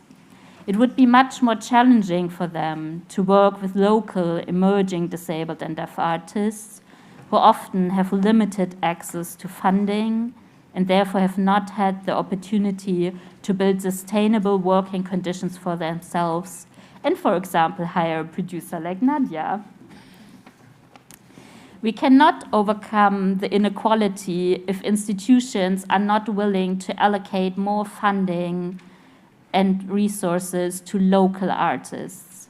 And while international exchange is important and should be continued, international disabled artists often lack the nuanced knowledge and lived experience of barriers and societal challenges for disabled and deaf people in a country that they are only visiting for work. That is why funding policies need to invest in the expansion and strengthening of disability and deaf culture led by local artists to equal the European playing field within the arts. And my last point, number 5. Funding needs to aim at diversity within disability. Because you might have noticed that all the artists I've mentioned before, and probably most of the disabled artists touring Europe you're familiar with, are white with visible physical disabilities. This often lets us forget that there is a diversity within the disability experience. We miss out on the perspectives and aesthetics of blind, deaf, chronically ill, invisibly disabled, mad, and neurodivergent artists. We miss out on the perspectives and aesthetics that come from Black, Indigenous, and people of color, from working class backgrounds, from trans and intersex people, and so many more within disability arts. And last but not least, we miss out on disabled and deaf people working in the arts that are not performing on stage, because we also exist. We work as curators, producers, set designers, technicians. This is why we need a change in funding policies that reflect the vast diversity of our experiences, so we can finally all thrive within the arts. Thank you.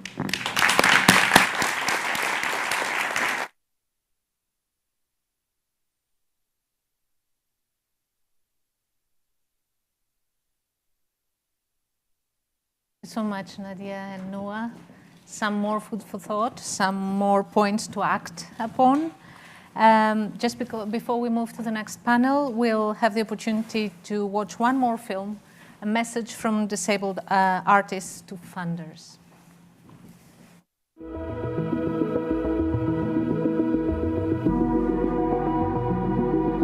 To give more space to processes rather than products, because nowadays I feel everything is products oriented, but we need more space for process, more relaxed time, which is not unproductive but very useful for creative people to have the time to feel, perceive, elaborate things, meet, dialogue. It's part of our job and many times is undervalued. Please be aware that deaf and disabled artists and our process is not the same as non-disabled and deaf artists. We may need more time. So for example, I'm deaf, so I communicate differently.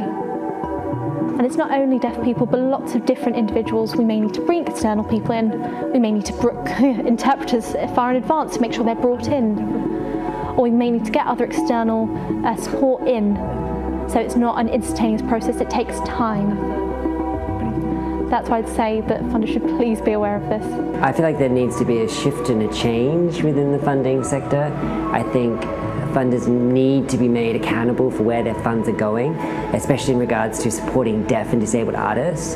Funders and the funding should be planned and thought about also the extra needs that the disabled artists have. And usually they are not thinking about that, so we have the same budget and we have twice the problems or budget situations to deal with. Understanding that access costs money.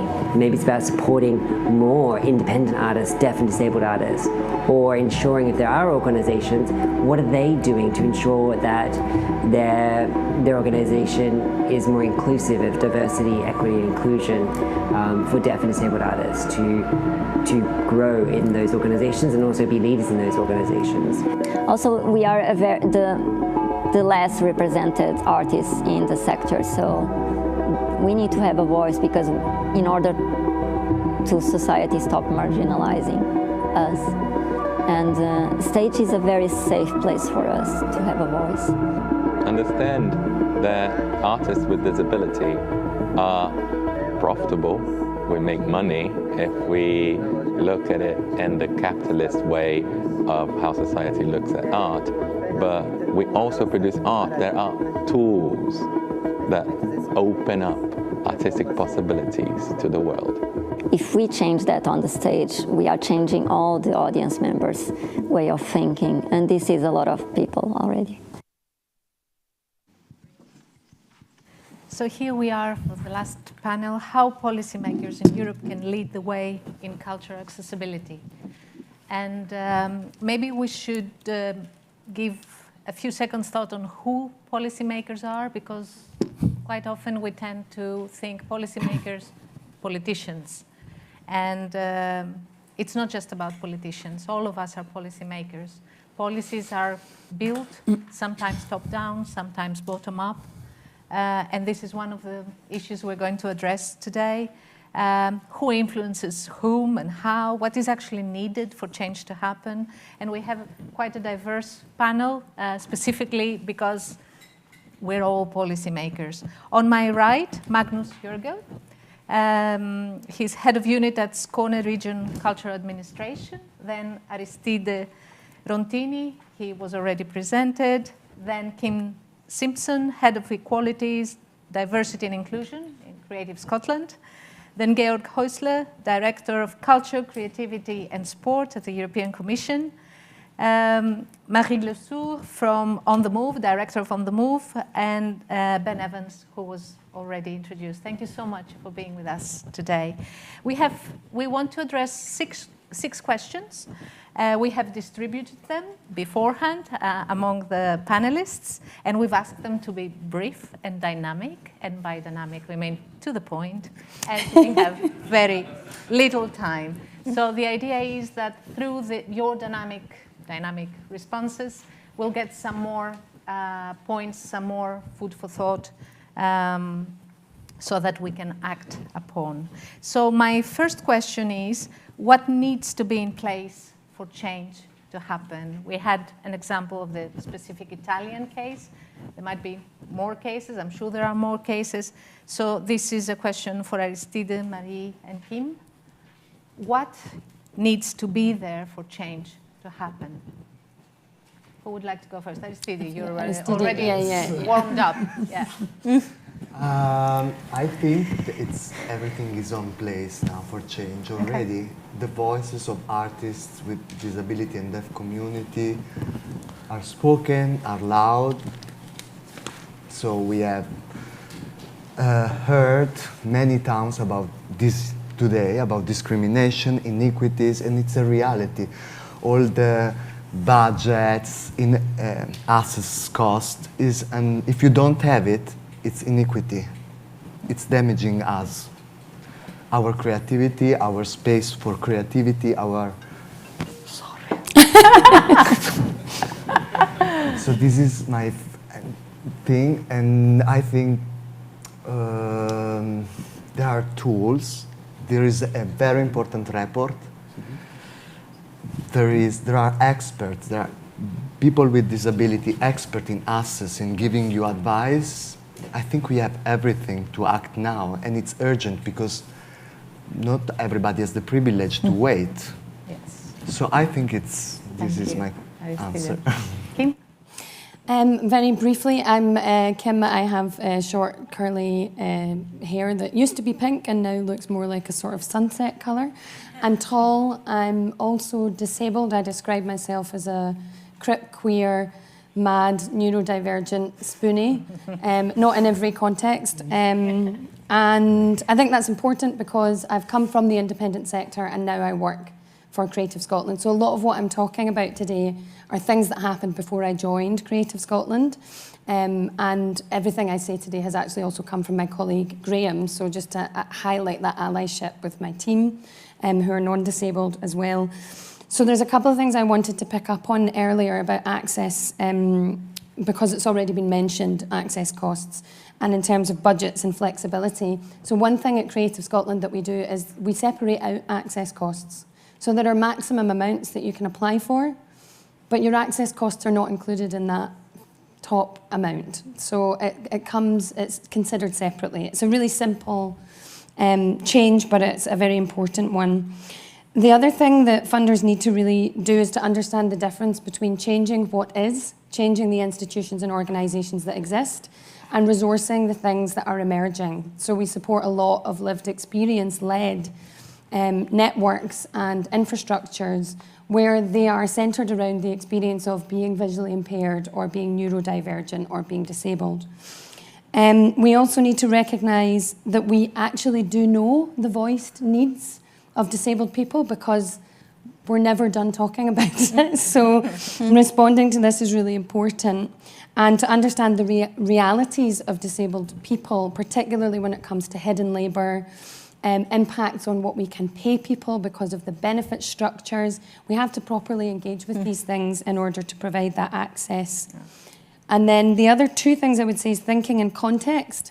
We also support programmes like Diverse Critics, which supports disabled people to review performance work because they are going to be better placed to respond to the aesthetic value of that work and to legitimise it in that way. And we also need embedded knowledge in organisations. So Creative Scotland hiring me as a disabled person means that I now can bring that lived experience to that organisation. We have a lot of work to do to reflect what we want to see in the sector within our organisation, But I'm confident that we have the people there that are going to enable it to happen. Can I say one more thing? Have I got time? Sorry. And the other thing is about appreciation of the contribution of disabled people and artists across the arts, not just in terms of equalities, diversity and inclusion. We did a manifesto in 2019, 2020 for disabled visual artists. And an artist called Belle Pye said, this isn't about, have I gone off? Sorry, this isn't about giving disabled artists a platform, even if it boasts a ramp and a sturdy handrail. Right now is the time to recognise crip, wisdom, ill skills and deaf culture. And that goes for our climate conversations, that goes for our fair work conversations, that goes for international. There's a place for disabled artists in every single one of those conversations. And I'll stop there. Thank you, Katie. Thank you very much. So I'm Marie Le Sourd. I coordinate the network on the move, and we were in charge of the producing of the two reports. Thank you again for the British Council. So I am a white woman in my late 40s. I have blue eyes, and today I'm wearing black dress. I will be very short. I just wanted to add on what Aristide says. Basically, many things are in place, so it's really, we can act now. I agree, but at the same time, I think you or we should make also much more noise on the issue as well. I mean, we could notice it when we did, for instance, the second report. What we tried to do also through the survey is to reach out to people that, and particularly festival programmer, director, that do not yet program artists with disability, for instance. And it's very difficult to reach out to people who are not yet convinced. I think many people in this room are convinced, but we need to go to broaden the scope as well. So this is one of the first points I wanted to make. Also because somehow there is sometimes an overconfidence on the fact that questions related to accessibility are improving. I mean, it's one of the points of the report, this confident that should be backed up with more evidence, I would say, more data evidence, at least on a national level. But on the same time, many people replied to us as well when we were a bit pushing for them, please answer this questionnaire, this is very important as well. And they didn't feel legitimate to answer it because they say, oh, we don't do enough. So this is also how to broaden the sector. And in reference of the title of this particular session, transforming the cultural ecosystem. So it always strikes me also when I heard Noah and Nadia about the recommendation for artists with disability, deaf artists as well, on how to improve their participation, programmation, support, and so on. In fact, we can really see that it could benefit the whole sector as well when we are talking about transforming the cultural system, the whole value chain from education to production, distribution, documentation as well. So this is also one of the second points. That was dynamic. Thank you. My next question is for Georg, Magnus, and Ben. What commitment to disability equity lies in the power of cultural policymakers? Georg, would you like to Should I start? Okay, so I'm Georg Häusler. I'm what the Americans will call Caucasian, rather tall, gray hair, mid-50s, and I'm the only one wearing a suit and a tie. Of course you do. Which, you know, is true.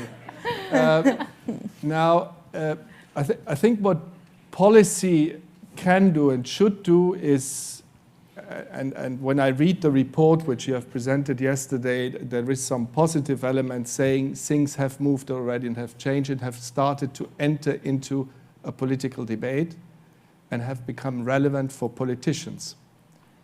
Now, I think what you said just was very interesting. We need to talk about it and we need to make noise about it, and you need to be considered to be relevant for politicians, because that's at least my experience with politicians. They only do things when they feel it brings them ahead in their political career or whatever. And that's okay, you know, that's politics. And I think this step is made. It has clearly happened, and this is there already. Now, it's not enough. That's what the report says. There is There are things which are good, but it's still not good enough. I was quite impressed by particular Noah's presentation. I have never heard 5 priorities all about funding. But okay, that seems to be an issue, because if not, you wouldn't have put it so much into the center of what you were saying. Now, that is a problem. Funding is, I could talk a lot about this in the cultural sector as a whole. It's not only in this particular area, it's as a whole a problem. And then there is another thing which I'm not sure yet where we are and what we want, and that's the term inclusion. Now, again, what I think, Noah, you said that, but I've heard it before as well. Do you want to be part of the mainstream theater world in this particular instance, or do you want to have a special strand theater disability? That's, I think, an important question to answer, because depending on the outcome of this, politics need to be different. Last thing, and that's just one sentence. No, but I say that later. Yeah. That's fine. Aristide, do you want to make a Yeah, I think it's not binary. Response? Yeah. Okay. Yeah. I mean, Great. it's not black and white. It's Yeah. just to create safe space where the artists with disability and deaf community can empower themselves and can strengthen their culture, because we are our bodies, our minds, and we were discriminated. So I interiorized a lot of ableism because society is designed like that. And I need a safe space, but at the same time, I want to be in the same community. It's my desire. I don't want to be out. I've been out quite a lot. Yeah, it's the same manifesto. I mean, from my side, we don't look at things binary, but we look crossing. Yeah. We need to, that's why as Al.Di.Qua artists, we approach it as a dialogue. And I totally agree that the founding is not just in our case a disability art community, but there is a huge inequity in culture and institution. Some get a lot of money, and we should question the value. Thank you. I think that was very clear. Magnus, can we? Thank you. My name is Magnus. I'm white, male, medium built, black trousers and black and gray shirt today. And I'm clutching my notes almost like a comforting teddy bear. Saying that because it might be that I use both wrong wordings and maybe wrong words today, but that is of course not ill will. Please see that as a sign of how much more I have to learn.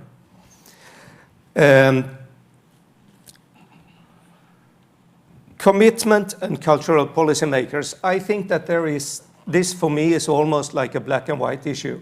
There needs to be 100% commitment.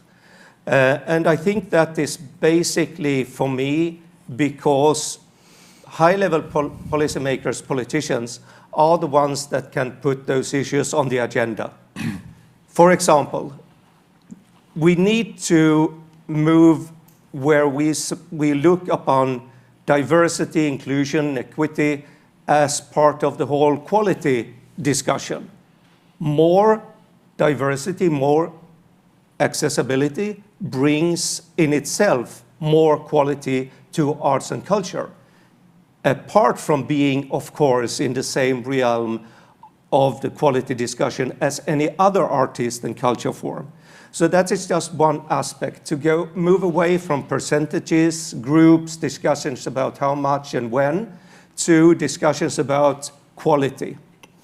I also think that another part where policymakers can make a real difference is to make us all understand that we need a holistic approach on this. Just one example is that it might be that the easy part, and it's not easy, but the easy part, is to talk about the artist and the cultural worker, so to speak. But I think it's really also important to talk about who's in front of the stage, not only the ones who are on the stage, and also, as has been mentioned today, the ones behind the stage. There are like a whole holistic approach to this issue of diversity, accessibility, and equity. And finally, commitment.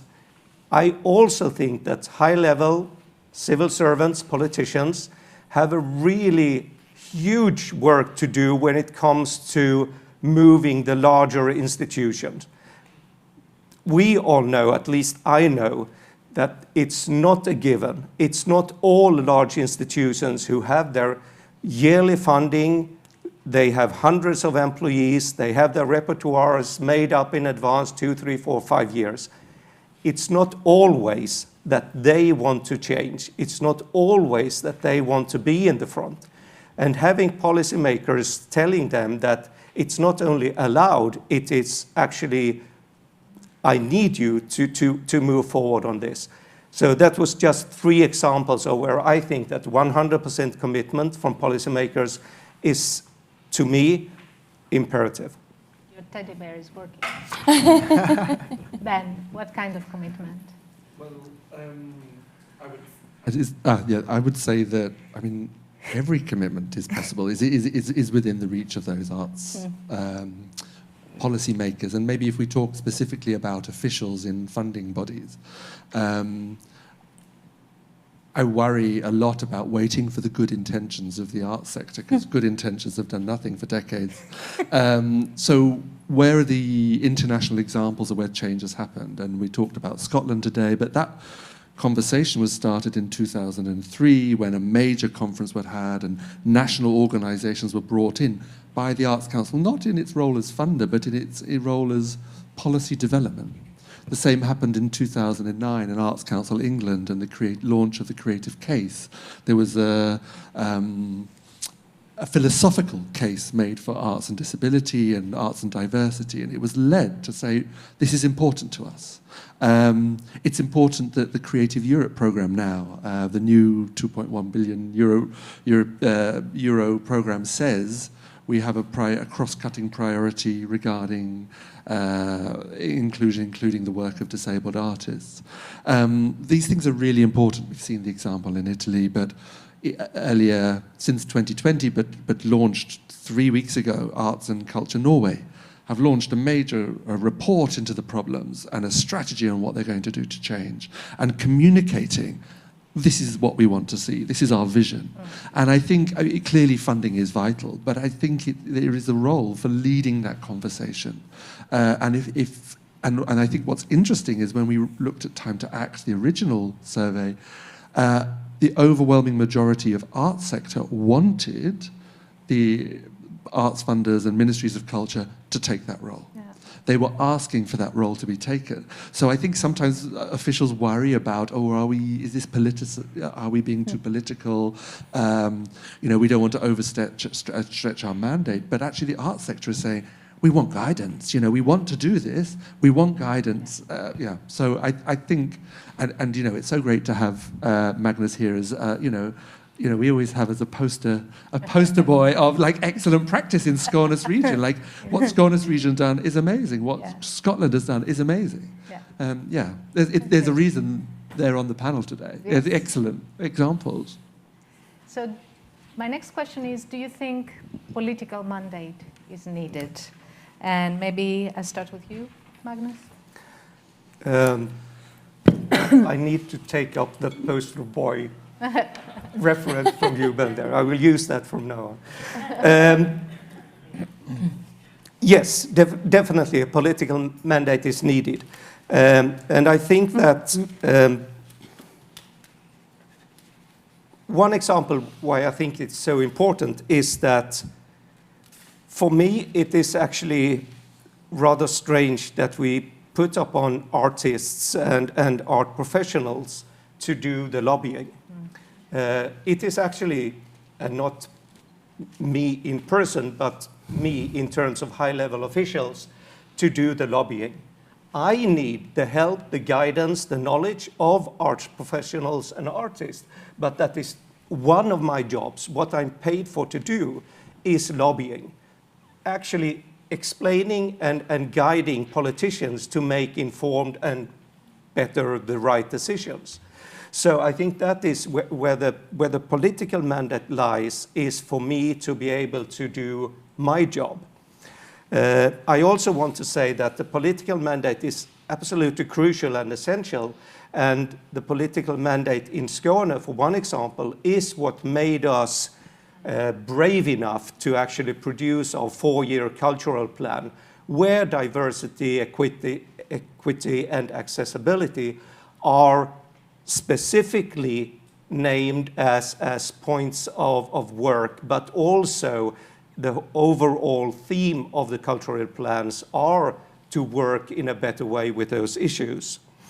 And also, finally, I mean, the political mandate in the end is political leadership.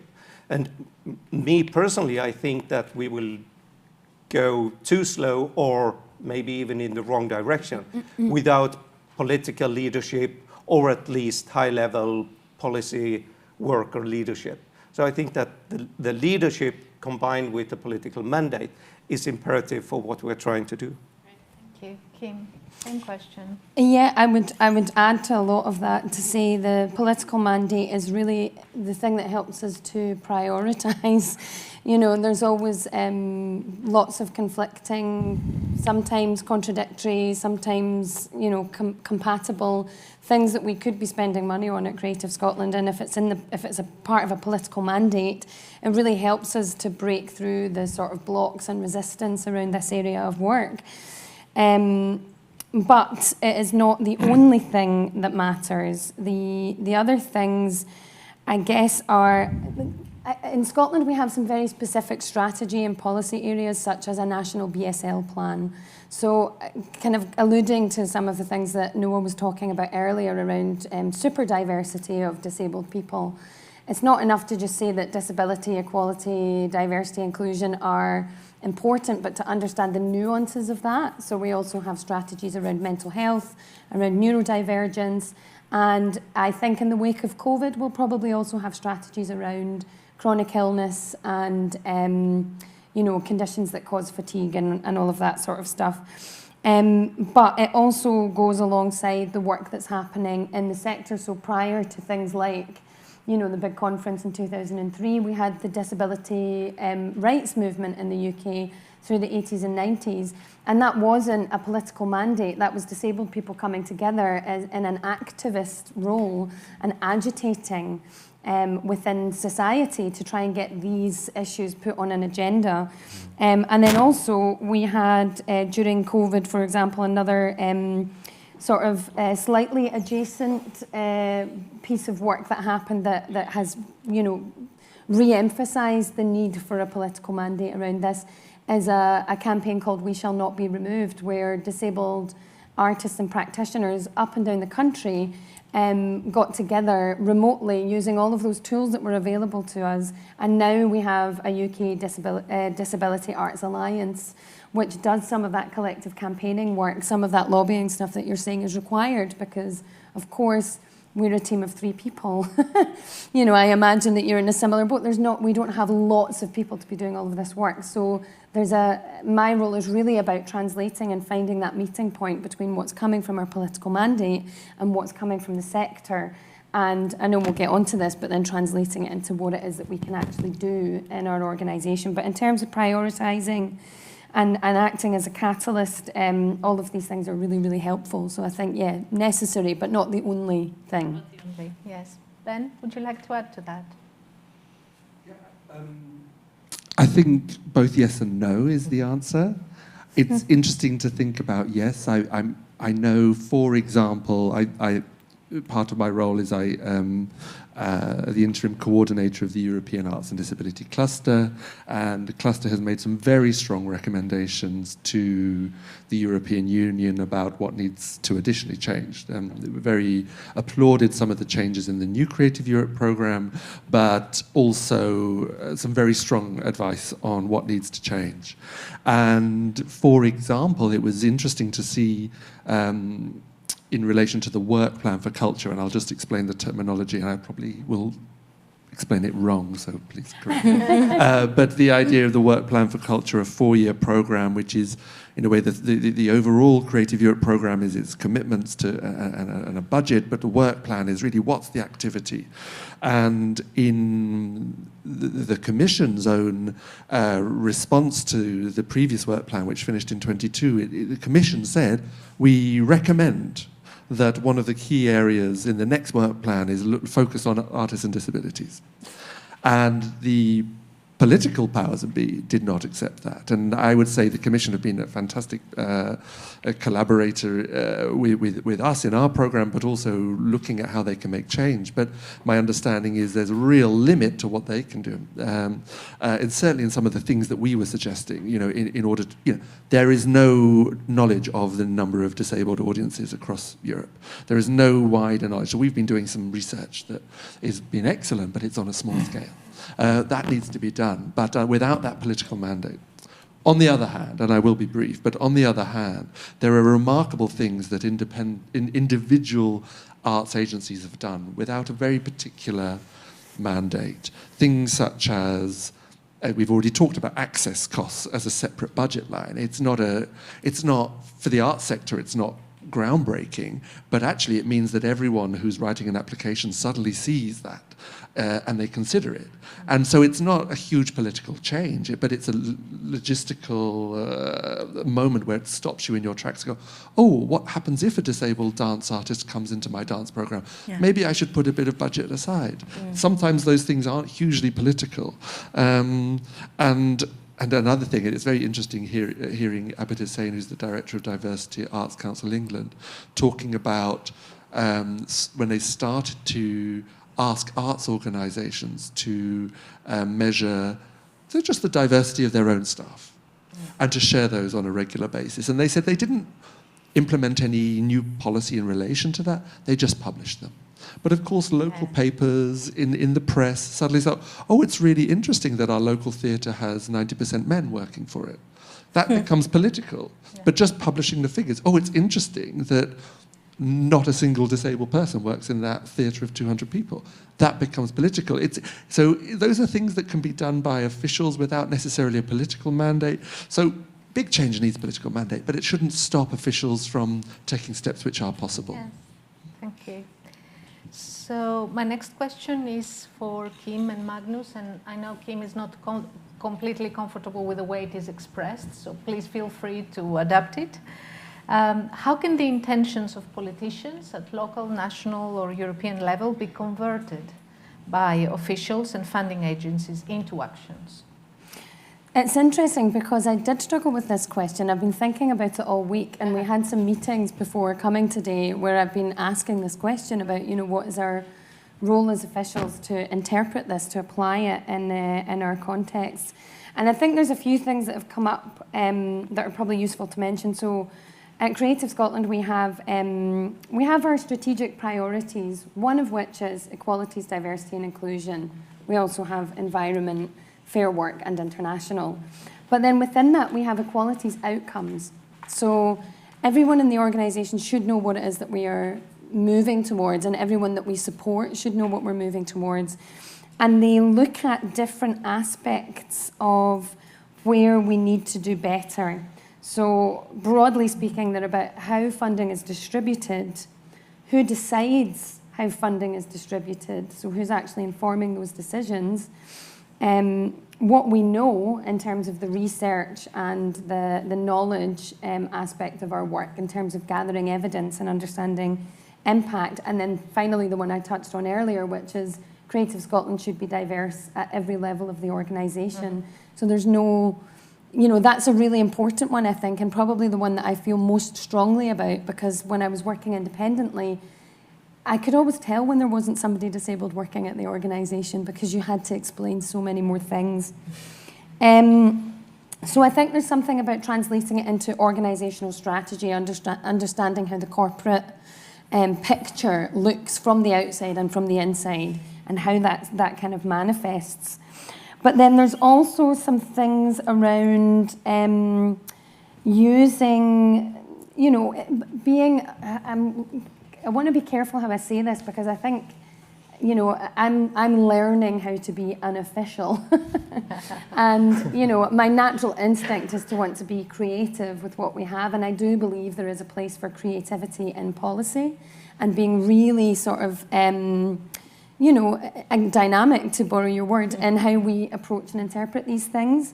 So we've done things like, as well as the sort of the structure of our funds that Nadia touched on earlier, that they exist over 2 years, that will fund development and research.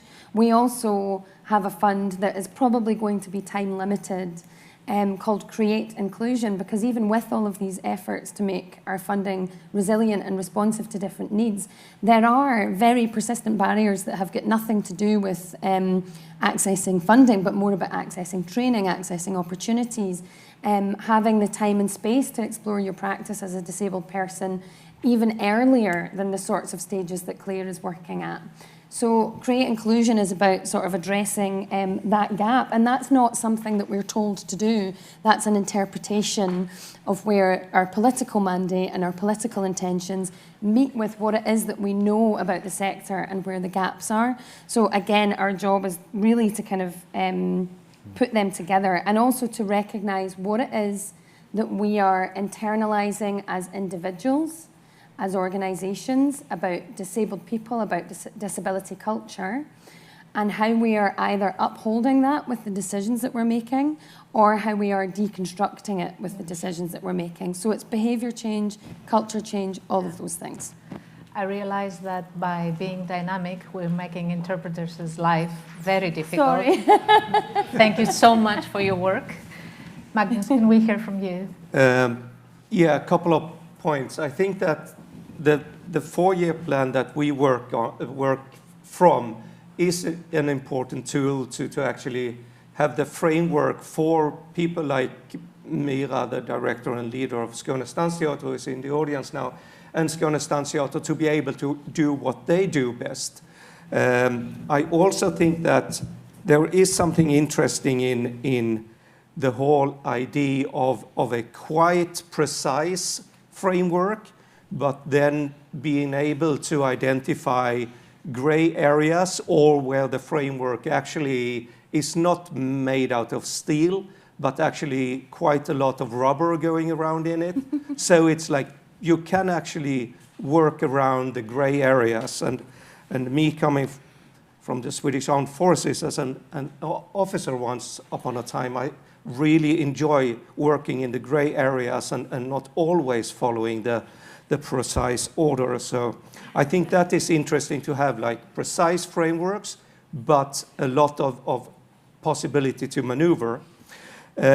More specifically, what we try to do is that what we call in Skåne the basic funding for about 100 different actors in Sweden. The prerequisite and the specific for getting the funding are very, very clear in terms of diversity, equity, and accessibility. We don't determine how the institutions and the 100 actors should work with those issues, but we say that you need to work on them. So then that means that we have actors who do policy work, we have actors who do productions, etc., etc., etc.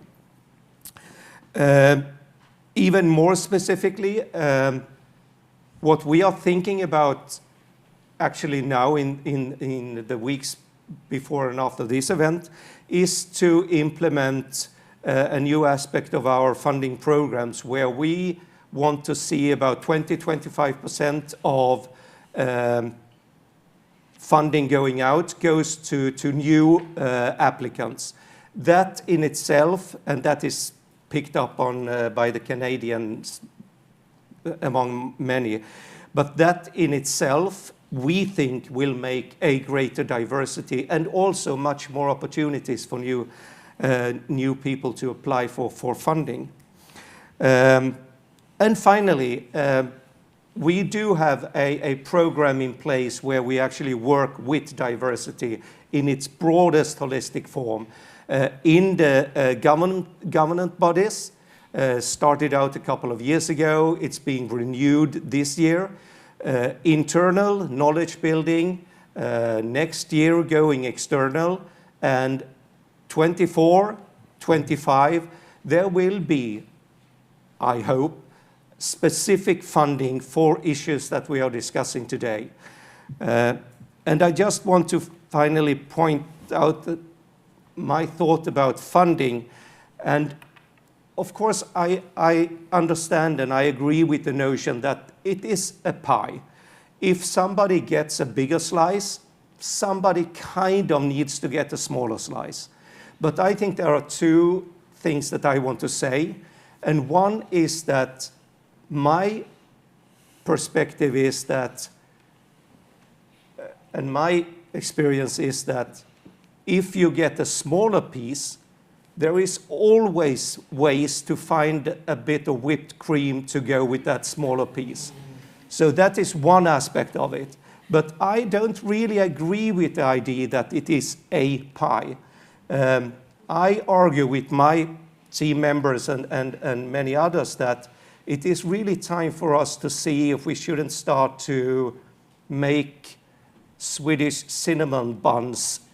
Also, the pie is there and we all know that, but we really need to see if we can't make some other piece of pastries around it.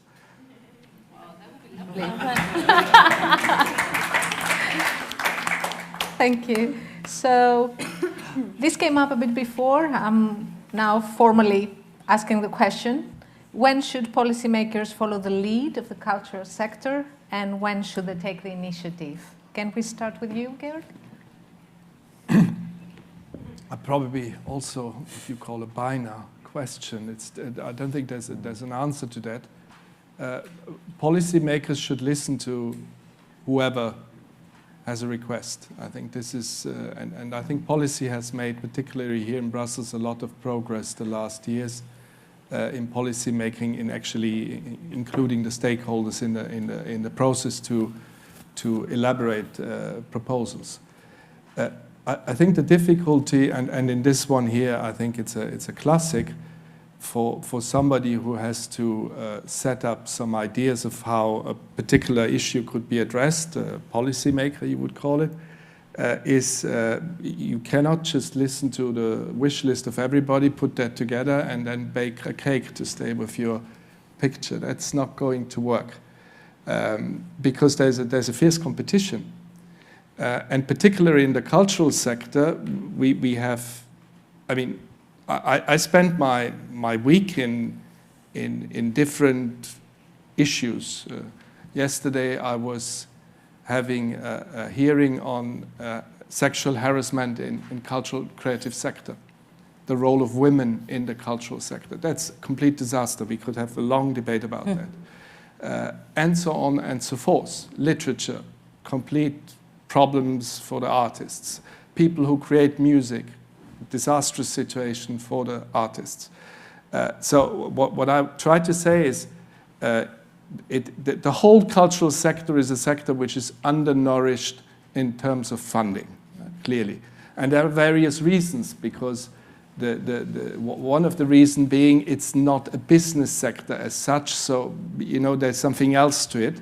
So you need, and I think there's a general understanding here, at least in Europe there is, you need public funding. You need taxpayers' money for that. And then you have this pot of taxpayers' money, say we have a little bit, the national governments have much more, and the regional governments have a lot of money as well. And then they need to decide what I'm going to do with this euro now. How do I going to split it? Give it all to Kim? Or do I give it to Tom? Or do I give it to you? Or, and everybody has a very convincing case, I can tell you. Everybody has a very convincing case. And I think that's the kind of dilemma you are in when you try to be fair and objective and try to listen, like today, to people what griefs they have and what difficulties they have. But I can tell you it's an awful difficult issue. Now, Aristide, you were saying before something, this thing gets too much money, we should get more. I tend to agree with you on certain, cultural kind of traditional, old-fashioned culture tends to get much more money than new and innovative stuff. I would also probably argue with you, not argue with you, but I would also put in the table that we tend to finance a lot of some economic sectors and probably could use a little bit more money in culture.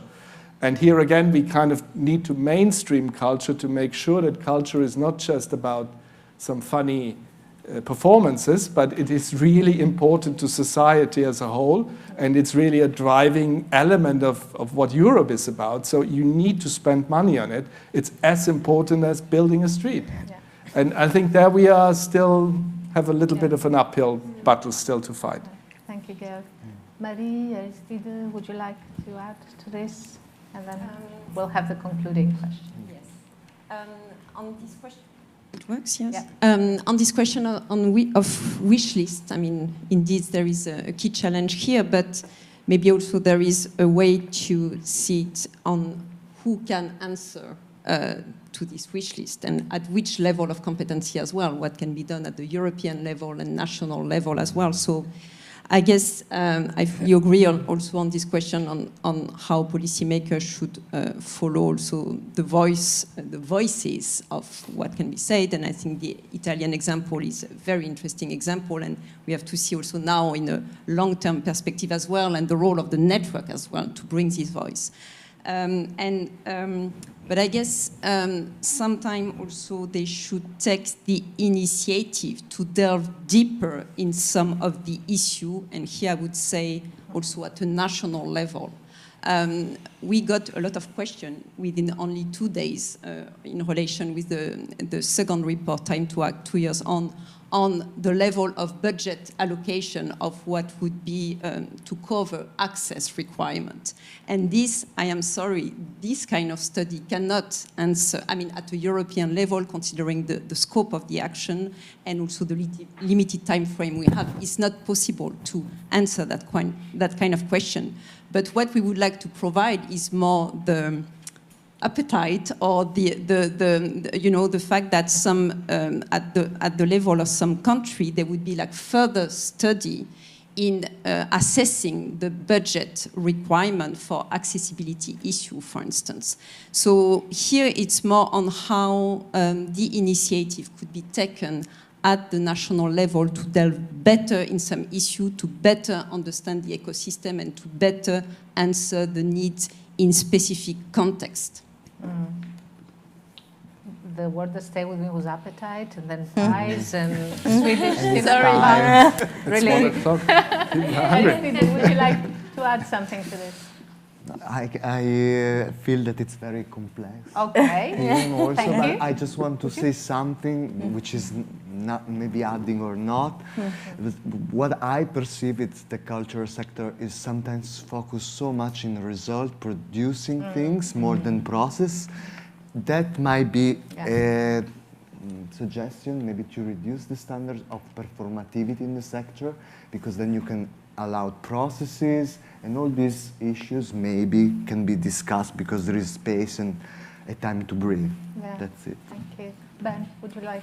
Yeah, I just wanted to come in because I acknowledge the challenges that are faced, but I do have concerns about the idea of positioning different pressure against each other, like sort of competing with each other, because actually I think a lot of the key questions of our time at the moment, like health and well-being, gender equality, how to have a family and work in the arts, disability, sustainability, how to use digital tools, they're actually all related. You know, I with my chronic fatigue, during COVID, I watched productions that I can't get out to productions at 8 o'clock or 9 o'clock, and I was watching productions because they were online. So the digital future of the arts is something that relates to disability, sustainability, models where artists can exchange whilst they're in their own homes, and we're doing international exchanges, support disabled artists to be part of projects and incubators. So I realise that the truth is that, you know, no matter how creative we get in the kitchen, there is this sort of pie which we have to divide up. But I would worry about setting up a sort of Hunger Games of marginalised to get that pie, because I think we can be cleverer about it, and that's the response of the officials.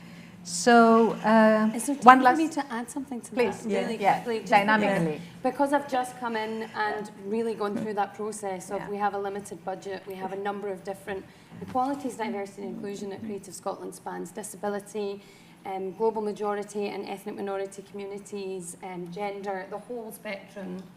And I really do think that we need to move away from the idea of rights and more towards social justice. Like who has historically been more excluded and more frozen out of these like accessibility to funds, recourse to funds, and also what do we need to centre in order to serve the far more of those diversities than we currently are, because at the moment we are centering a particular way of creating performance and theatre. So I think there's a reorientation thing and there's a justice thing that's not the same as rights.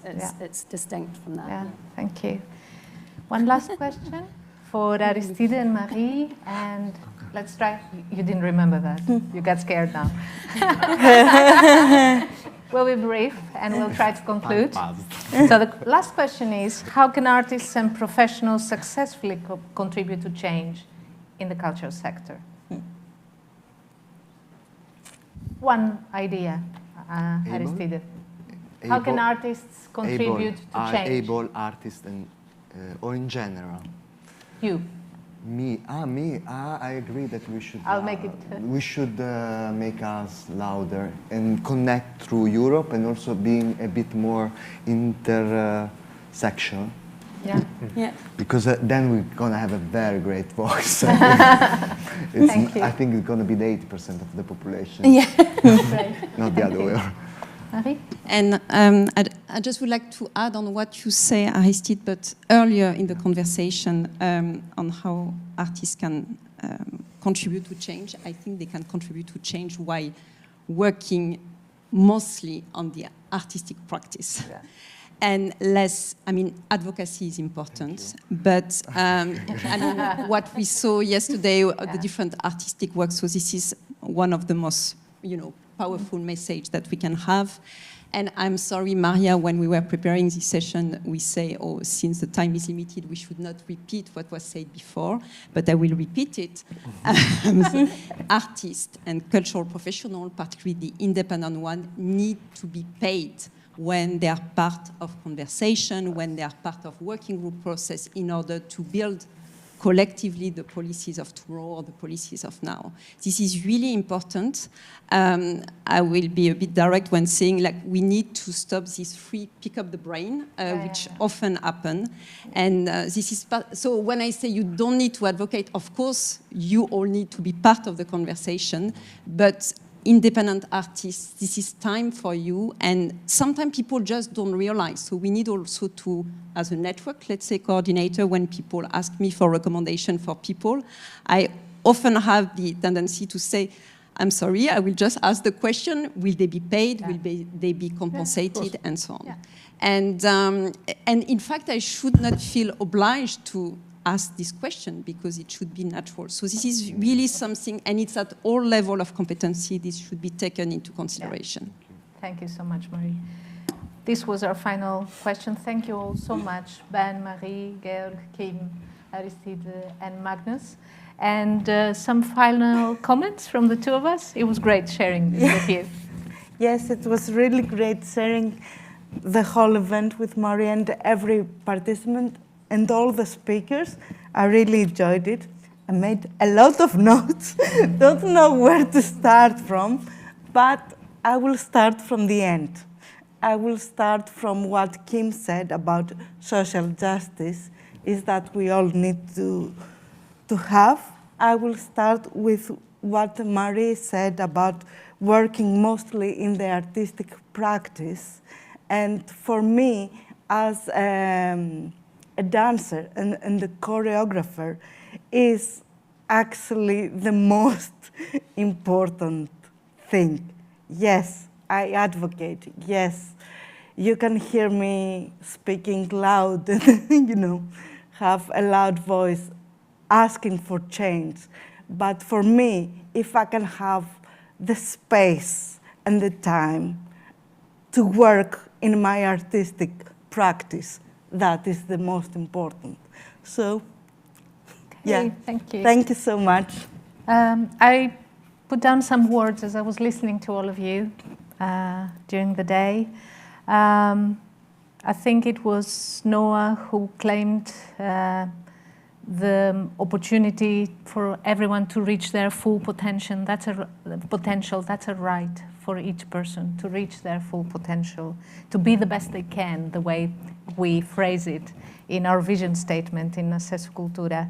We need opportunities, to create opportunities, to have opportunities, to train and to work. We need to work really, many of us, on our self-education, on our mentalities, on our language, on the language we use. I don't know if you must be familiar with the term white fragility.